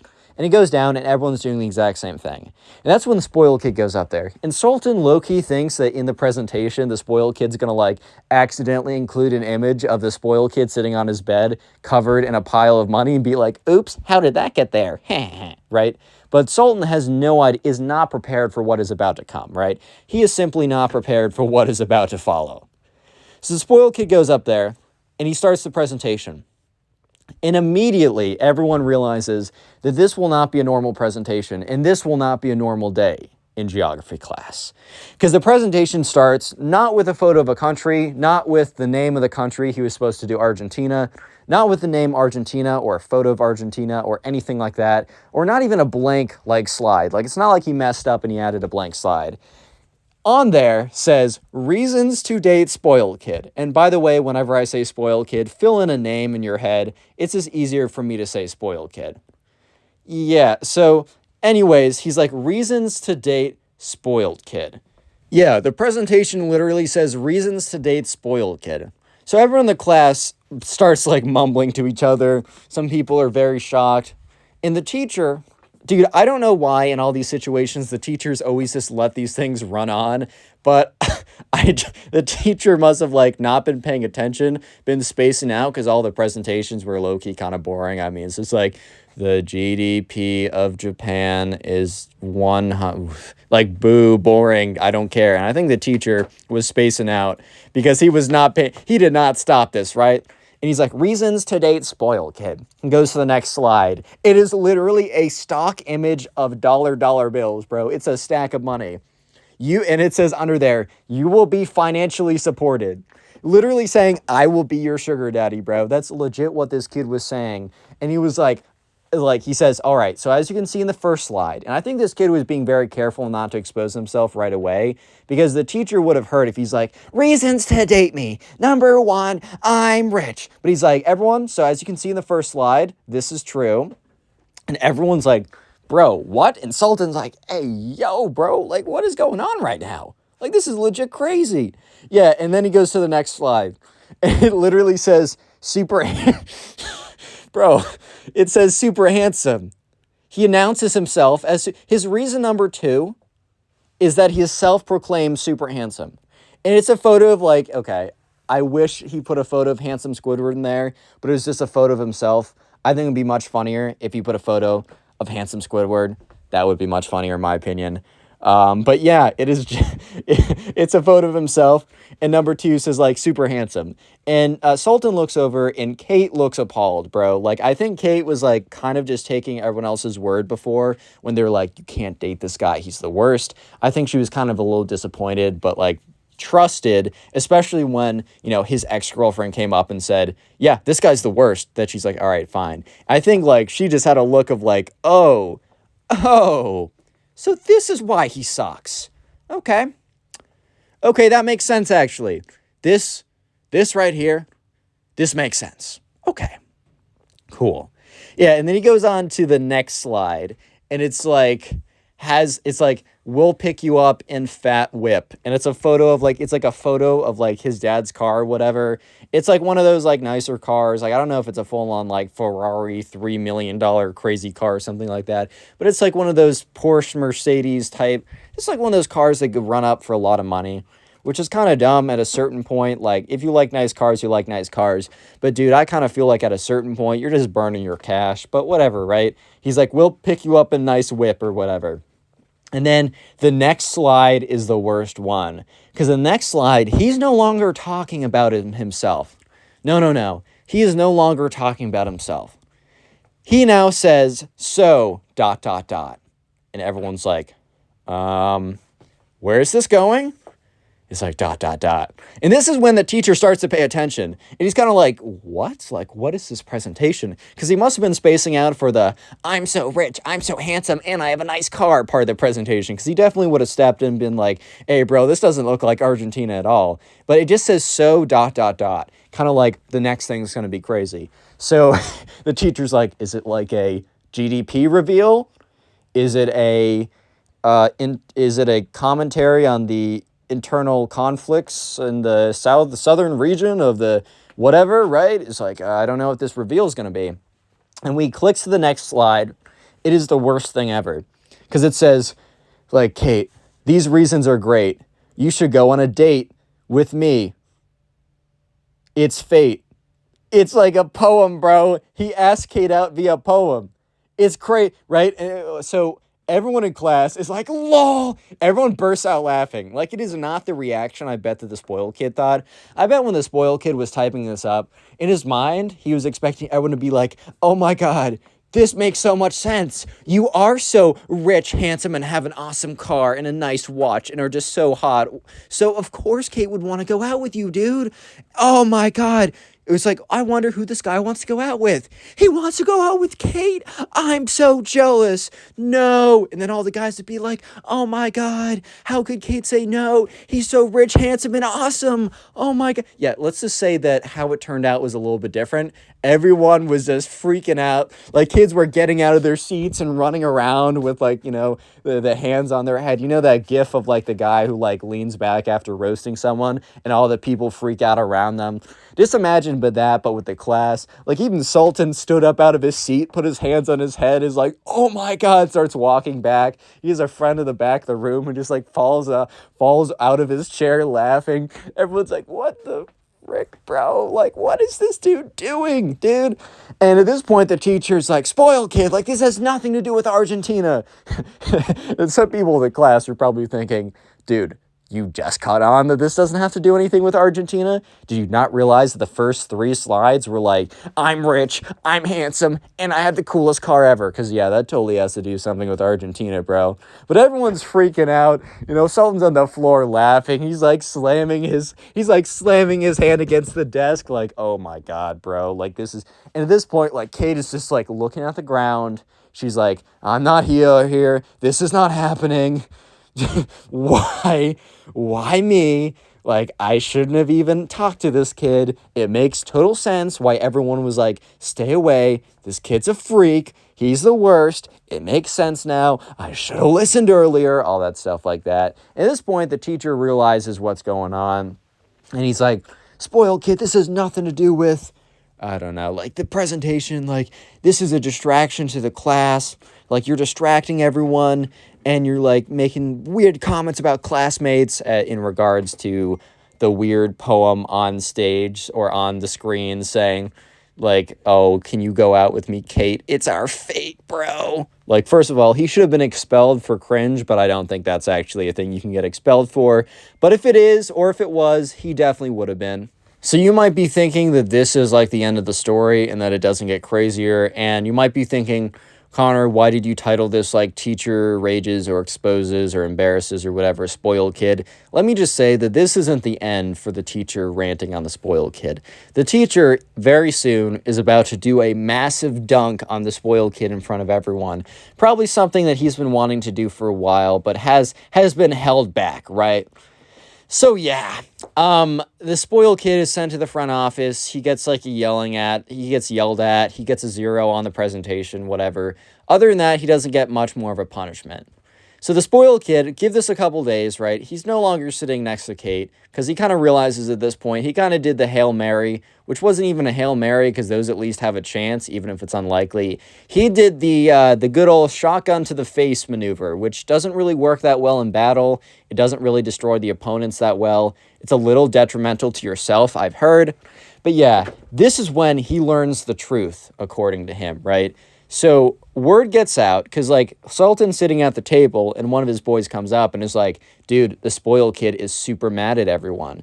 And, Sultan's like, why? Is he mad because we didn't bow down to him when he showed off his like $2 billion house or something? And he's like, no, apparently the spoiled kid was like told that like everybody went up to Kate and told her that they shouldn't mess with him, right? And he's super mad and is like planning to like get his revenge or something.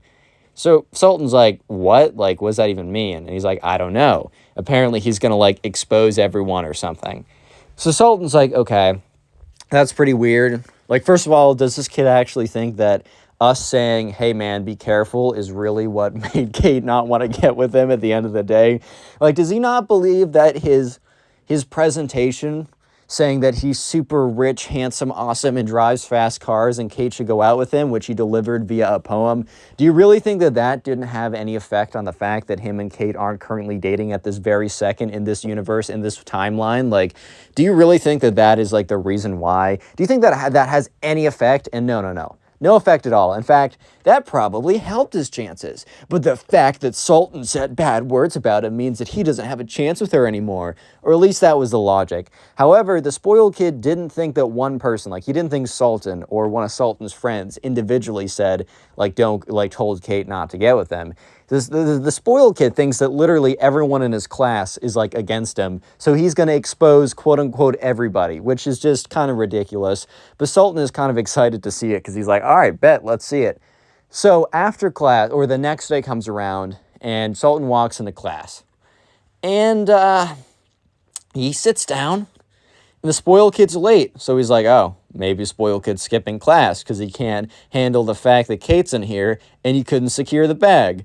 But no, the spoiled kid walks in 2 minutes late to class, and the geography teacher's like, spoiled kid, like, you can't be late to class like this, like, go sit down, like, it's a distraction when you're late. And the spoiled kid says, no, today I need your attention. He stands up in front of the class, and the geography teacher's like, what? He's like, no, you're sitting down, and the spoiled kid's like, silence!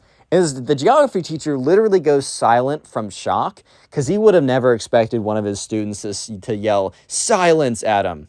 Like, that's the most ridiculous thing he's ever heard. But the spoiled kid goes on to say, it is all your fault. It is your fault. Sounding like Nico Cotto Avocado for a second. He's like, it's your fault, and points to everyone.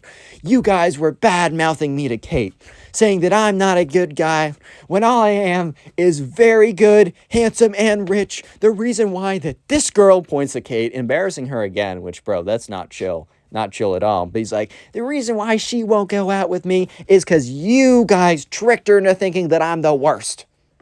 Everyone's kind of looking at each other. Sultan is like trying to hold back his laughter because he's like, bro's digging his own grave. That's crazy. But yeah, he's like, you guys are the reason why she doesn't like me. You guys are the reason why we aren't dating right now. And Kate's like literally has her head in her arms. Like, can this kid stop, bro? He's embarrassing not just me, which he is embarrassing me. He's also playing himself with this whole thing, dude. Like, he's got to stop. Someone's got to stop this kid. But, yeah, no, and he keeps on going on to be like, yeah, and the reason why she doesn't like me is you guys. You all told her I suck when I don't. And, bro, that's when the history teacher comes in and drops a nuclear bomb. Nuclear bomb. Sorry, I pronounced it wrong. Not nuclear, it's nuclear. My grandmother loves telling me, like, nope, wrong, because I'm always like, nuclear. She's like, nuclear, which I might as well pronounce it correctly.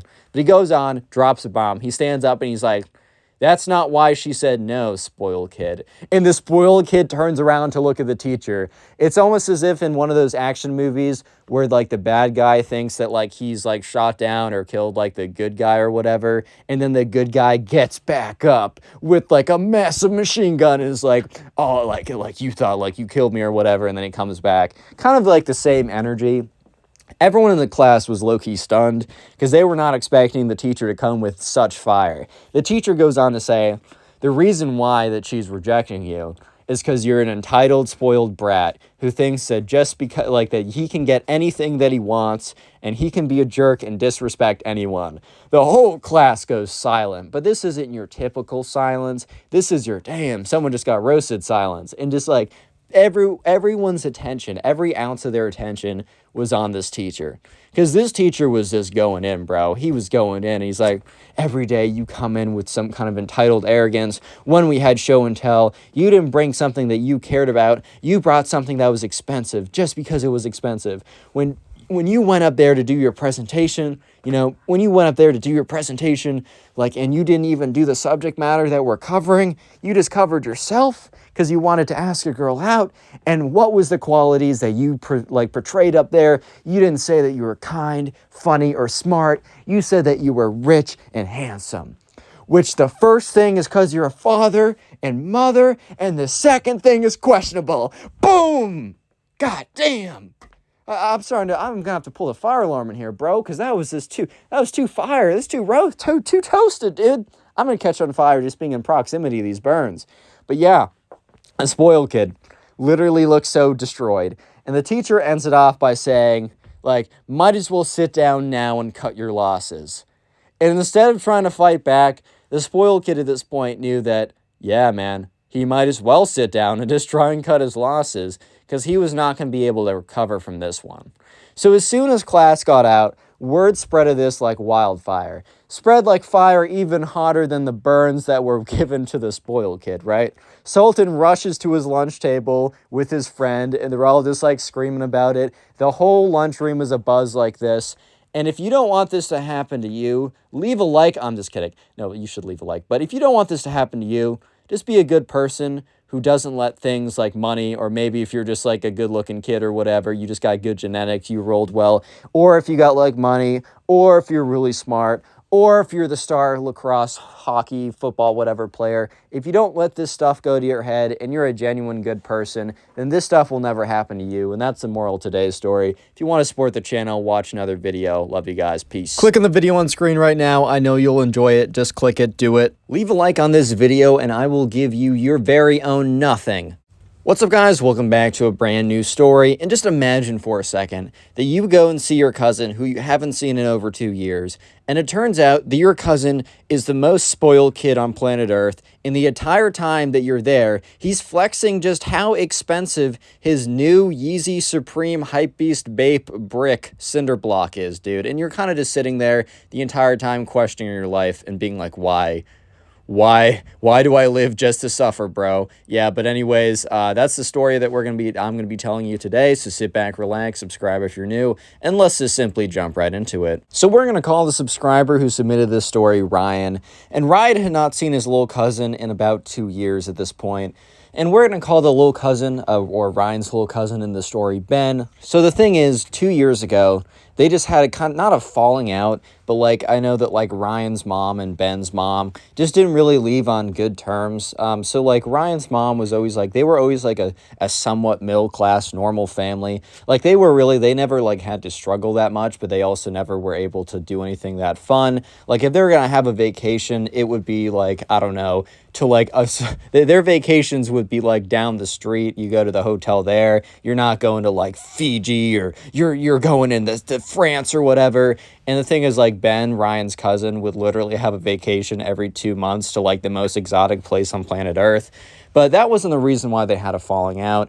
The reason why they had a falling out was that it was actually Ben's mom. So Ryan's cousin Ben, his mom, or I guess Ryan's aunt. Dude, I'm not good with family trees. But basically, Ben, the spoiled kid, it was his mom, so Ryan's aunt.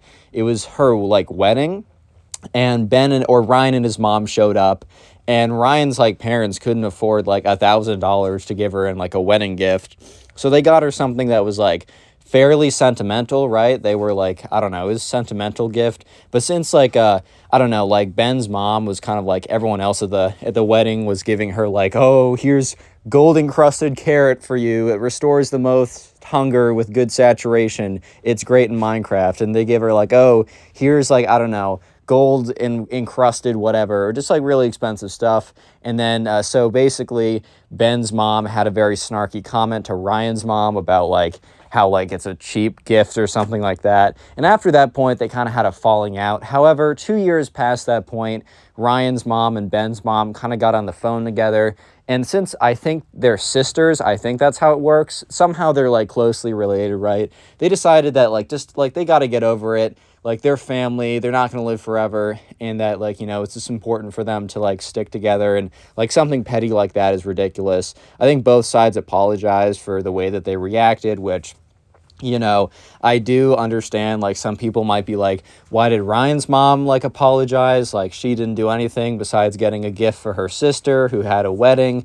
But at the same time, Ryan's mom did cut them off for 2 years. So there's not really anyone who is, like, in the complete clear in that one. But either way, both of them kind of chill out with each other and are on good terms. So Ryan's mom informs Ryan that he is going to go this, like, summer, that they're going to go stay a week at, you know, Ben's mom or her sister's house or whatever, and that, you know, it's going to be a great time because they have a really good house and they live in a pretty cool neighborhood type place, and it's near, I don't know, it's like on the shore, so maybe they're in Cape Cod or Nantucket or one of those places, right? So there's going to be a lot of fun things for Ryan to do there, and Ryan kind of looks at his mom and is like, yeah, but like, I know I'm going to have to hang out with Ben. And the thing is, right, ever since Ben was a little kid, he was kind of like a notorious spoiled brat. He was not that fun to hang out with. But, you know, Ryan's mom was like, you know what, Ryan, Ben was like 2 years ago. Like, I know 2 years doesn't sound like a long time, but, you know, since he's a younger kid, they mature really quickly. He's probably a much better person now. Like, I think that you're not giving him like a good opportunity to prove himself. And Ryan's like, you know, all right, like, I'm not going to make a stink about it. Like, obviously, that's very nice of them to invite us up there. So, yeah, like, that's fine. It's all good. So, eventually, the summertime rolls around, and Ryan gets in the car with his mom, and they drive up about 2 hours to go see, you know, Ryan's little cousin Ben and, you know, Ryan's mom's sister. So, you know, they already know that something's like, this is not your normal house. Because they're driving up, right? They're driving up to go see this guy, to go to Ben's house, or I guess Ryan's mom's sister, but same thing, right? They're going up to the house, and you know it's a different house when you have to like enter a driveway just to get to their house, and the driveway to get to their house takes like 3 minutes to drive. And I don't mean like a driveway down a street. I mean a driveway to their house. Like, this was like a mega mansion, bro. This thing was huge. Yeah, and at this point, like, you know, Ryan kind of turns to his mom and is like, this kid's house is, like, enormous. Like, we haven't even gotten there yet. And Ryan's mom's like, yeah, you do remember, like, you know, my sister's, like, husband is a very successful banker, or, I don't know, he invented Apple. He's Steve Jobs' guy. He's back from the dead. I don't know, man. But, yeah, like, you know, they're very successful, and, like, this isn't really surprising. However, Ryan was just like admiring the drive up there, because they had like crazy plants from all over the country, or all over the world, I should say. It was super green and lush, and it was beautiful. They eventually get up to the house, and, you know, Ryan's mom gets out of the car, and, you know, her sister gets out, and they kind of embrace each other, because I don't think they've seen each other in person ever since they had the falling out over the wedding. So now at this point, you know, Ryan gets out and he sees Ben. And Ben's kind of just looking at him, and Ben isn't like looking like disgusted or anything. He's like, oh no, how did the pores break through our gate? Mother, shoot him now. He isn't like doing anything crazy like that. However, he isn't looking like that excited to see him. But then again, he's still like a 13-year-old kid. Like, he's still a kid, and Ryan being 16 is significantly older, right? So he can't be like, wow, why isn't this 13-year-old like showing his best behavior and manners? Like, yeah, it's not great, but the kid was 13, so it doesn't really matter. So Ryan goes up to him. He's like, hey, Ben, it's been a while since I've seen you. And Ben's like, yeah, like, it's been a second. Good to see you again. And Ryan's like, all right, this kid seems nice enough, whatever. And after Ryan's mom and her sister, right, are done, like, embracing for the first time in 2 years, you know, they're like, oh, like, Ryan's sister, like, Ryan's mom's sister. I'm just going to say Ben's mom from here on out. Ben's mom's like, oh, you guys should come inside, like, bring your stuff in, whatever, right? So they go inside the house, and let me just say, the house has like 4 floors to it. It's a crazy epic house. They got a massive pool and water slide in the back.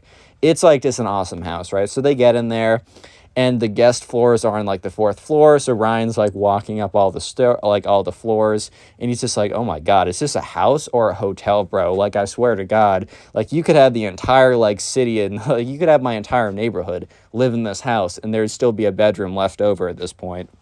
So they got up to the final floor, they put their stuff in there, and they walk down. And yeah, at this point, you know, Ryan's mom is talking with Ben's mom, because they they had kind of had like 2 years, like 2 years at this point of like not speaking to each other. So they had at least 2 years of catching up to do, right? So at this point, Ryan's mom's like, hey, Ryan, how about you just go catch up with Ben, your little like cousin or whatever?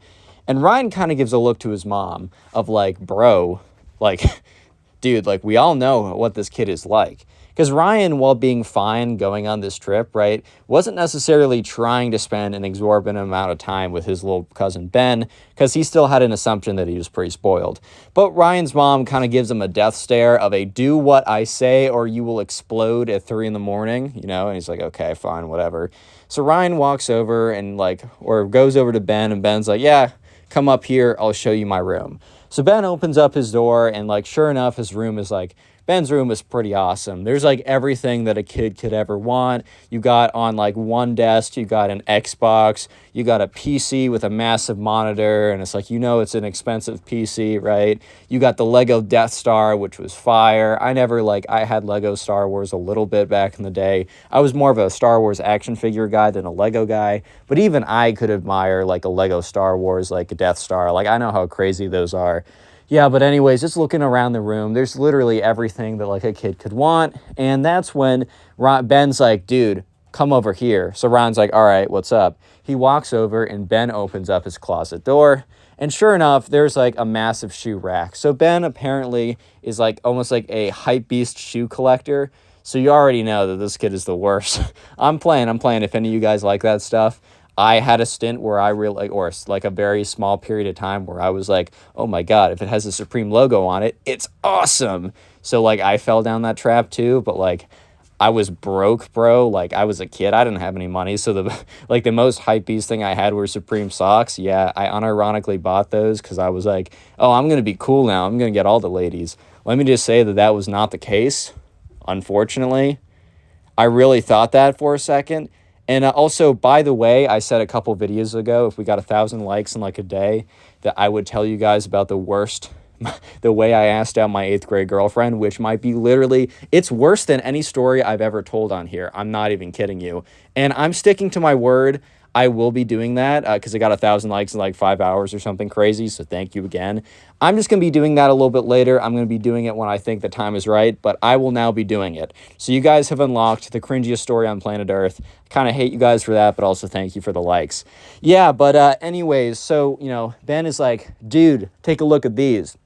And he pulls up like the Supreme Off-White Fear of God super sneakers with the tags or whatever and the box logo, and he just like pulls up this like pair of shoes that are low-key kind of ugly, and he's like, dude, guess how much these are?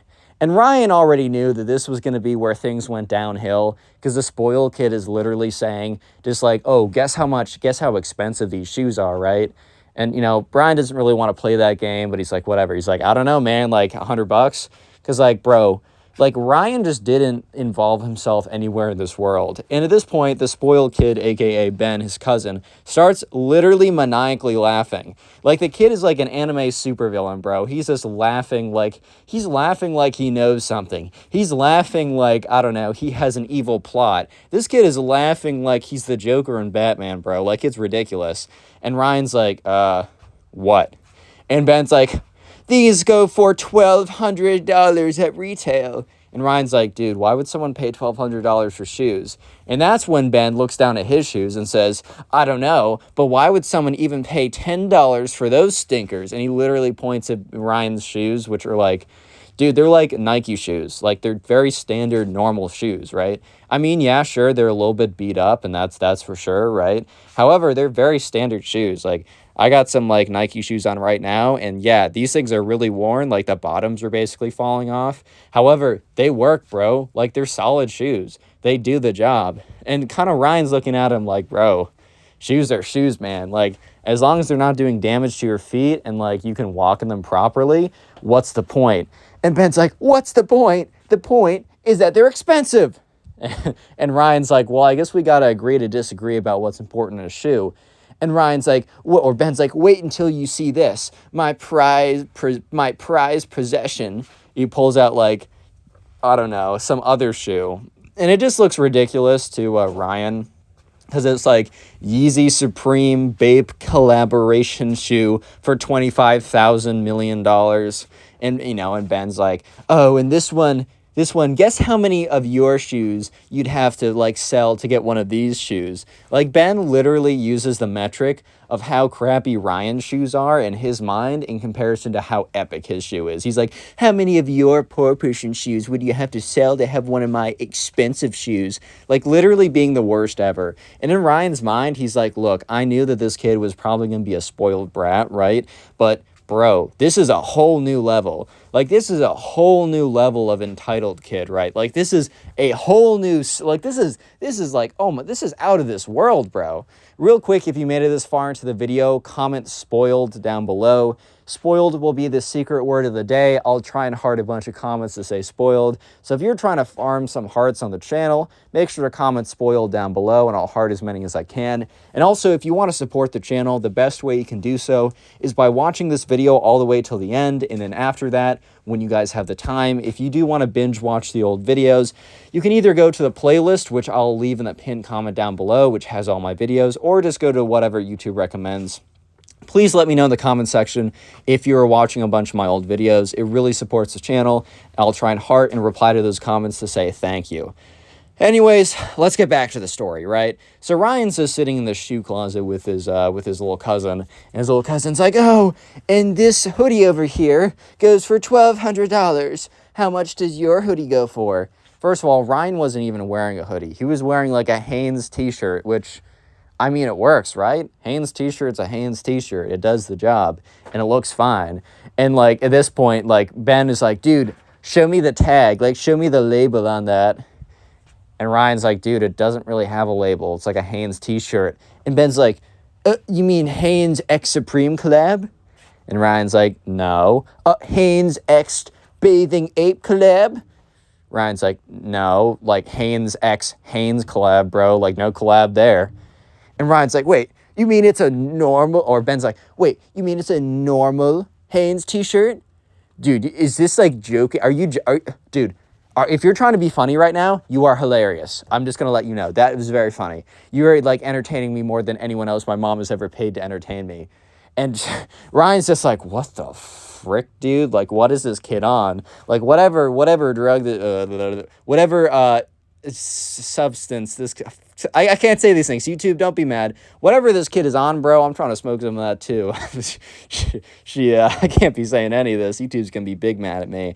But anyways, right, so eventually he's called down by his mom, and they sit down and they have dinner. And of course, Ben's parents have Ben has a personal chef, which, by the way, if you have any of these things that like that the spoiled kid has, that doesn't mean anything bad against you. It's like you got a lucky hand in life. Like, as long as you don't let that go to your head, you're chilling in my book, because, like, you couldn't really control that either way. So I have nothing intrinsically against you. But if you're acting like Ben, then, like, bro, you're kind of asking for it. I'm not going to lie. Yeah, so when they're down there, like, the personal chef comes out, and he's cooked up, like, some crazy good meal. Like, this meal is super good. It's like, I don't know, it's like this, just imagine like some kind of really exotic, fancy meal or something. And the thing is, though, it was a little bit out there. Like, it was kind of like, it wasn't like a hamburger from McDonald's. It was a little bit more complicated than that.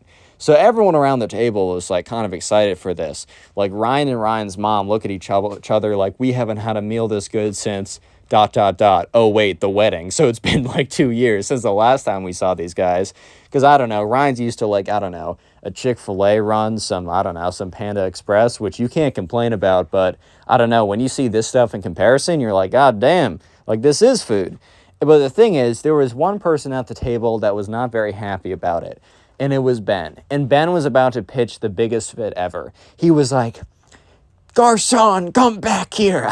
Okay, I don't know why I called the French chef Garçon, but it seems to be fitting, because it's like every like Disney movie has the chef called Garçon, so we're going to call the guy Garçon. So Garçon, the chef, comes back in. He's like, yes.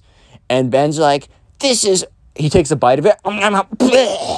He like doesn't vomit it up, but he like spits it back up. into his napkin super like aggressively, like very, very clearly trying to make a point that he doesn't like what's being served, which fair, you don't have to like everything. Even if something's like considered a delicacy, that doesn't mean you have to like it, right? That's totally fine. If Ben was to say like respectfully to the chef, like, hey, I appreciate the work you put in here, but at the end of the day, like, I just don't enjoy this type of stuff personally. Like, can you just cook me up some like pasta or something real quick? Like, I apologize, but could you do that? Then that would be totally fine, and I wouldn't have a single thing to say wrong about Ben. However, if you're having the chef come over and you like puke it up into your napkin, dude, that's like spitting in the face of the chef who spent hours and hours doing this. That's mad disrespectful. So the chef, being paid by them, has to hold his tongue, because I'm sure if this was just a normal guy, he would take a glove and slap him in the face. But yeah, he kind of holds his tongue. He's like, all right, Ben, or whatever, would you like something else then? And Ben's like, obviously, I'm definitely not going to be eating this, dude.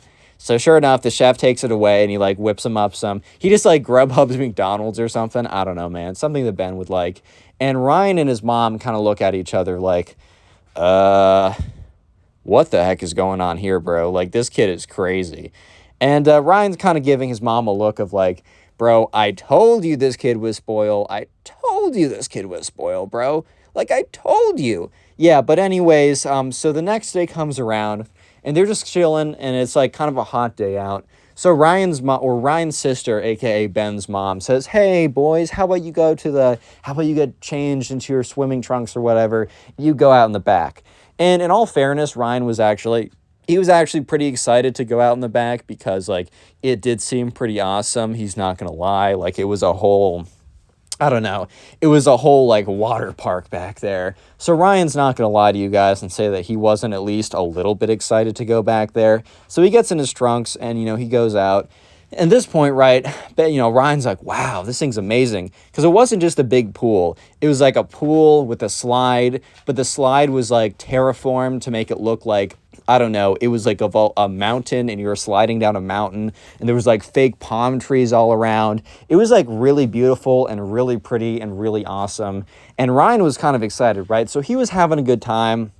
And about 30 minutes later, after Ryan was done kind of messing around on everything, both Ben and Ryan sit on like sun chairs or whatever to kind of chill in the sun and dry off. So at this point, Ryan was actually having a really good day, and he was like, okay, in his head, he was like, yeah, Ben was kind of a butt yesterday. However, today he seems to be chilling, which is pretty cool, and like I can respect that, right? And almost as soon as Ryan is done thinking that exact thought, Ben opens his mouth and once again says something pretty out of pocket. So Ben opens his mouth and he says, like, "You're welcome for me letting you stay at my awesome house." Which, like, what, bro? Why would you say that? Like, yes, it is implied.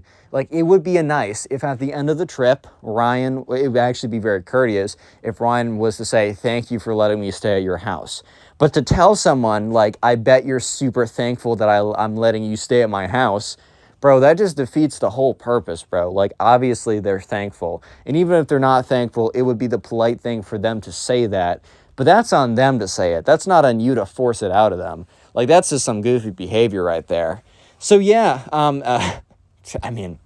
Ryan kind of just looks at Ben and says, yeah, man, because, he's having a good time. But he definitely felt it was super weird that Ben was to say that to him. So he's like, yeah, man, like, I appreciate it. I do. And that's when Ben goes on to say, like, must be nice to have a break from your little tiny hut that you live in somehow, which was just the most condescending sentence you've ever heard. Like, imagine someone like you're at someone's house and they're like, "You're welcome for like getting you out of that little hut, that little broom closet, that little Harry Potter under the stairs closet that you call a house, bro." Like, dang, dude. Like, the thing is too, like, Ryan's house wasn't that bad. It was like one story, but he had his own room. There was a kitchen. There was a TV. There was a couch. What else could you want, dude? Like, legitimately, what else could you want? Sure, he didn't have 17 floors, an elevator, a pool, a Disneyland in his backyard or whatever. However, you know, he had a good family and he had a bed, he had a roof, he had a kitchen counter or whatever. He was chilling. So he kind of like ignores this comment. Ryan kind of like laughs a little bit to try and laugh it off because it was kind of an awkward situation. He's not going to lie. But yeah, the kid actually continued on and is like, Ben's like, how, dude, like, I've been thinking about this recently. How do you actually live in those kind of situations? Like, I've seen some documentaries on TV. It's like when my parents donate to those like organizations, does like a little bit of that go to you? Which Ryan's low-key trying to hold his composure. He's not even mad. He's legit not even mad. He just thinks it's funny. It's just funny. Like, bro, are you serious right now? Like, are you real? The charities that are helping, you know, people that are in like food insecure or in countries that don't have as good of like a support system, bro, like you're grouping me in with them? Like, just because I can't go to like Fiji every 2 weeks, dude, are you serious? So yeah, Ryan is just kind of looking at him. He kind of laughs it off or whatever. And nothing really else happens for the rest of the day. So on the third day, the next day, you know, Ryan and Ben's mom decide that they want to go in and they want to go to like the whatever center and shop or whatever. And, you know, Ryan and Ben, you know, they have the option of staying in the house, which low-key Ryan was like, dude, I don't want to go shopping at some women's stores, bro. I'm not trying to do that. Like, I'm not trying to sit around in the chairs that are meant for the husbands, you know? Like, dude, I'm not trying to do that. Because, you know, Ryan, he brought his computer. Maybe he was trying to watch some Netflix, maybe trying to play some games or something. But obviously, right, Ben is like, wants to go to the Hypebeast store, the shoe locker store and buy all the shoes in there or something. And, you know, Ryan's mom's like, Ryan, since, you know, you don't get to see your little cousin that often, you should come along too. And Ryan, once again, gives a look to his mom like, bro, are you trying to make me hate myself? Like, do you hate me as an individual? Like, what's the word on this, bro? Like, are you trying to set me up right now? But yeah, Ryan has to show up as well, whether he likes it or not. And so Ben and Ryan, you know, they're separated from the parents. The parents are like, all right, we're going to go this way. You boys shop wherever you want. And so Ben is like, all right, follow me, dude. And he brings them to like the Hypebeast, super expensive, whatever store. And yeah, so, you know, they get in there and, you know, Ryan's looking around a little bit. He sees this one shoe that he thinks is kind of sick. He's like, these are kind of like, these are kind of fire. Like, I actually could like pull these off. And he picks it up and he looks at the bottom and it's like $60. He's like, oh, hell nah, bro. I'm not trying to drop $60 on this.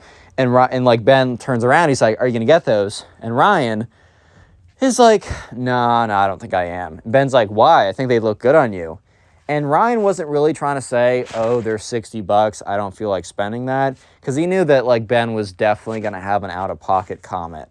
And sure enough, like, Ryan eventually is kind of pushed into the corner because Ben's like, I think they look good on you. Ryan's not going to lie and say that they wouldn't because they obviously were going to look pretty fire on him. So he ends up saying, like, yeah, I just don't know if I want to drop $60 on it. And Ben comes up with the most out-of-pocket comment you've ever heard. He's like, well, I mean, bro, if you just grinded like I did, if you just worked harder, you would have definitely been able to afford that. And Ryan just turns around. He's like, dude, what?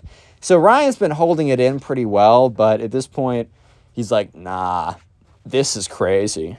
So sure enough, Ben keeps on going on like, yeah, I mean, I'm super hardworking, and for that reason, I can literally get anything I ever want, like at these stores. Like, that's what all this stuff I was showing you. Dude, I wasn't just flexing. I was trying to inspire you. Which Ryan was like, bro. Come on now.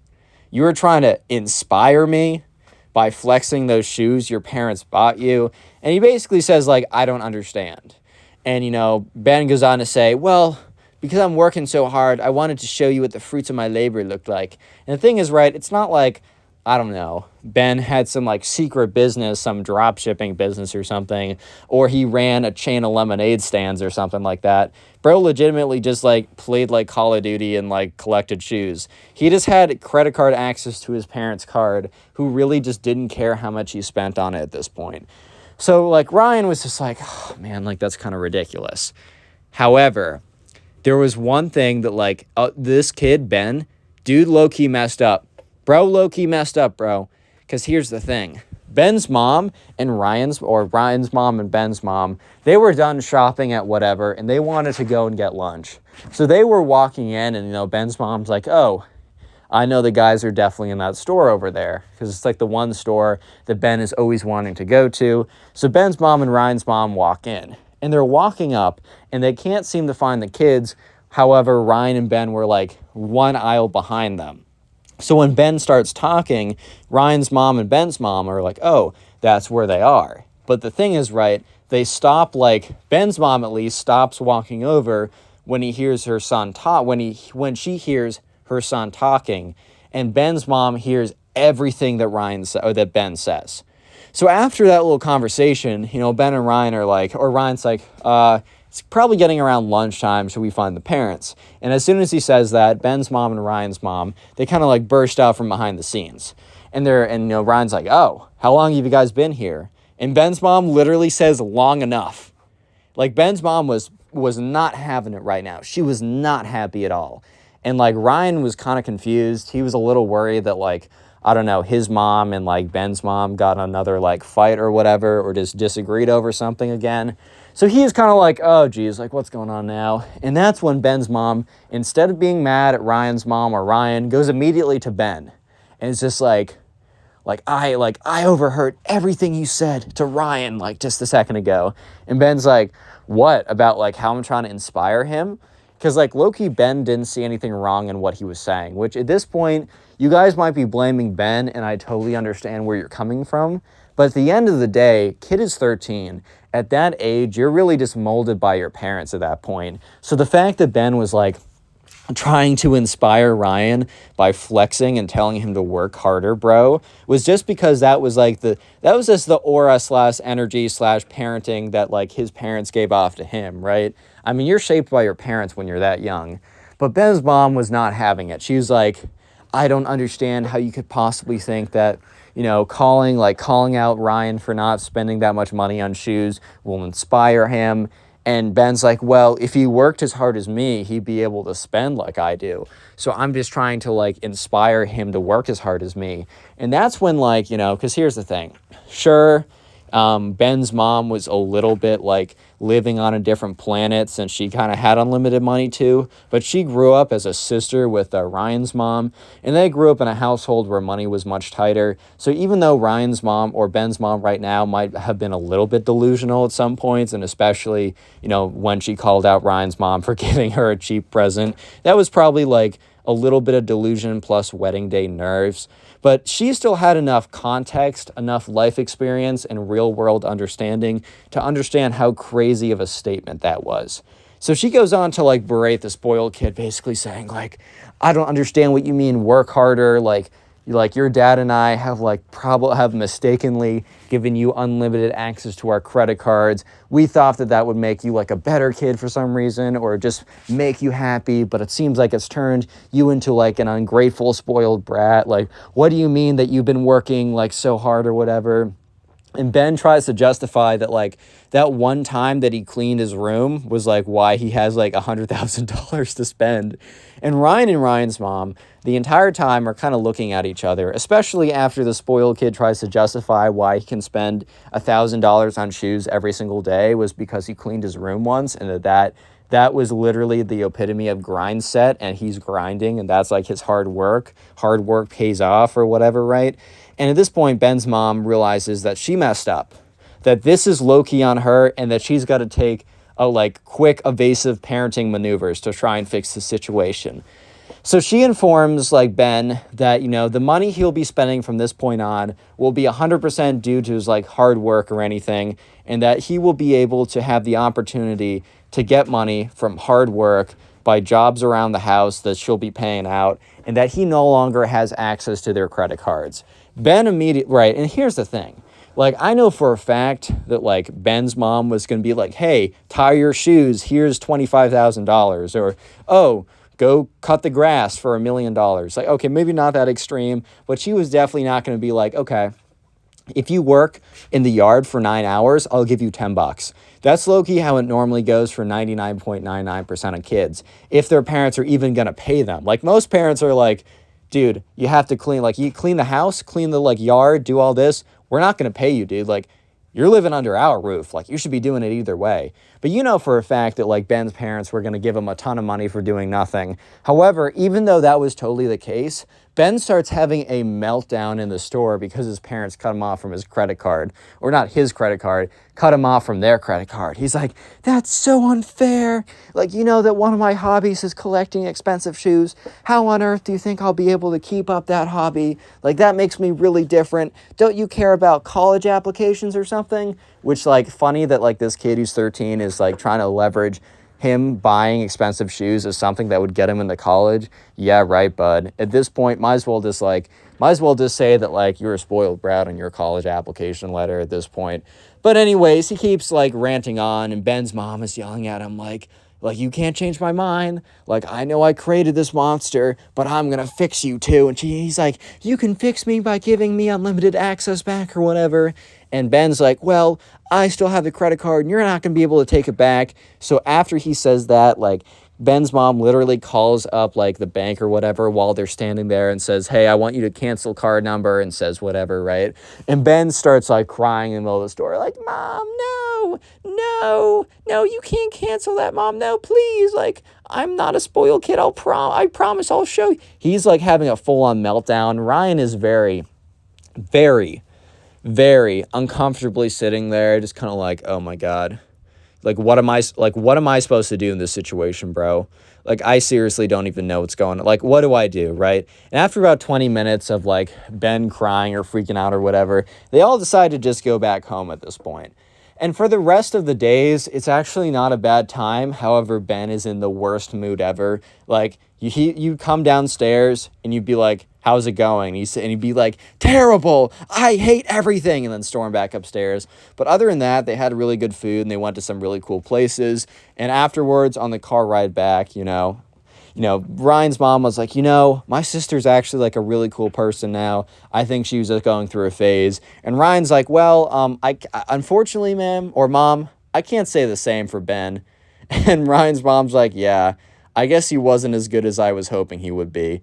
And Ryan very jokingly says, hey, Mom, do you want to give me unlimited credit card access to your account? And she's like, yeah, that sounds like a great way to raise my child. They both kind of laugh and they drive back home. And moral of the story is just don't be a spoiled kid, bro. That's all I'm trying to say.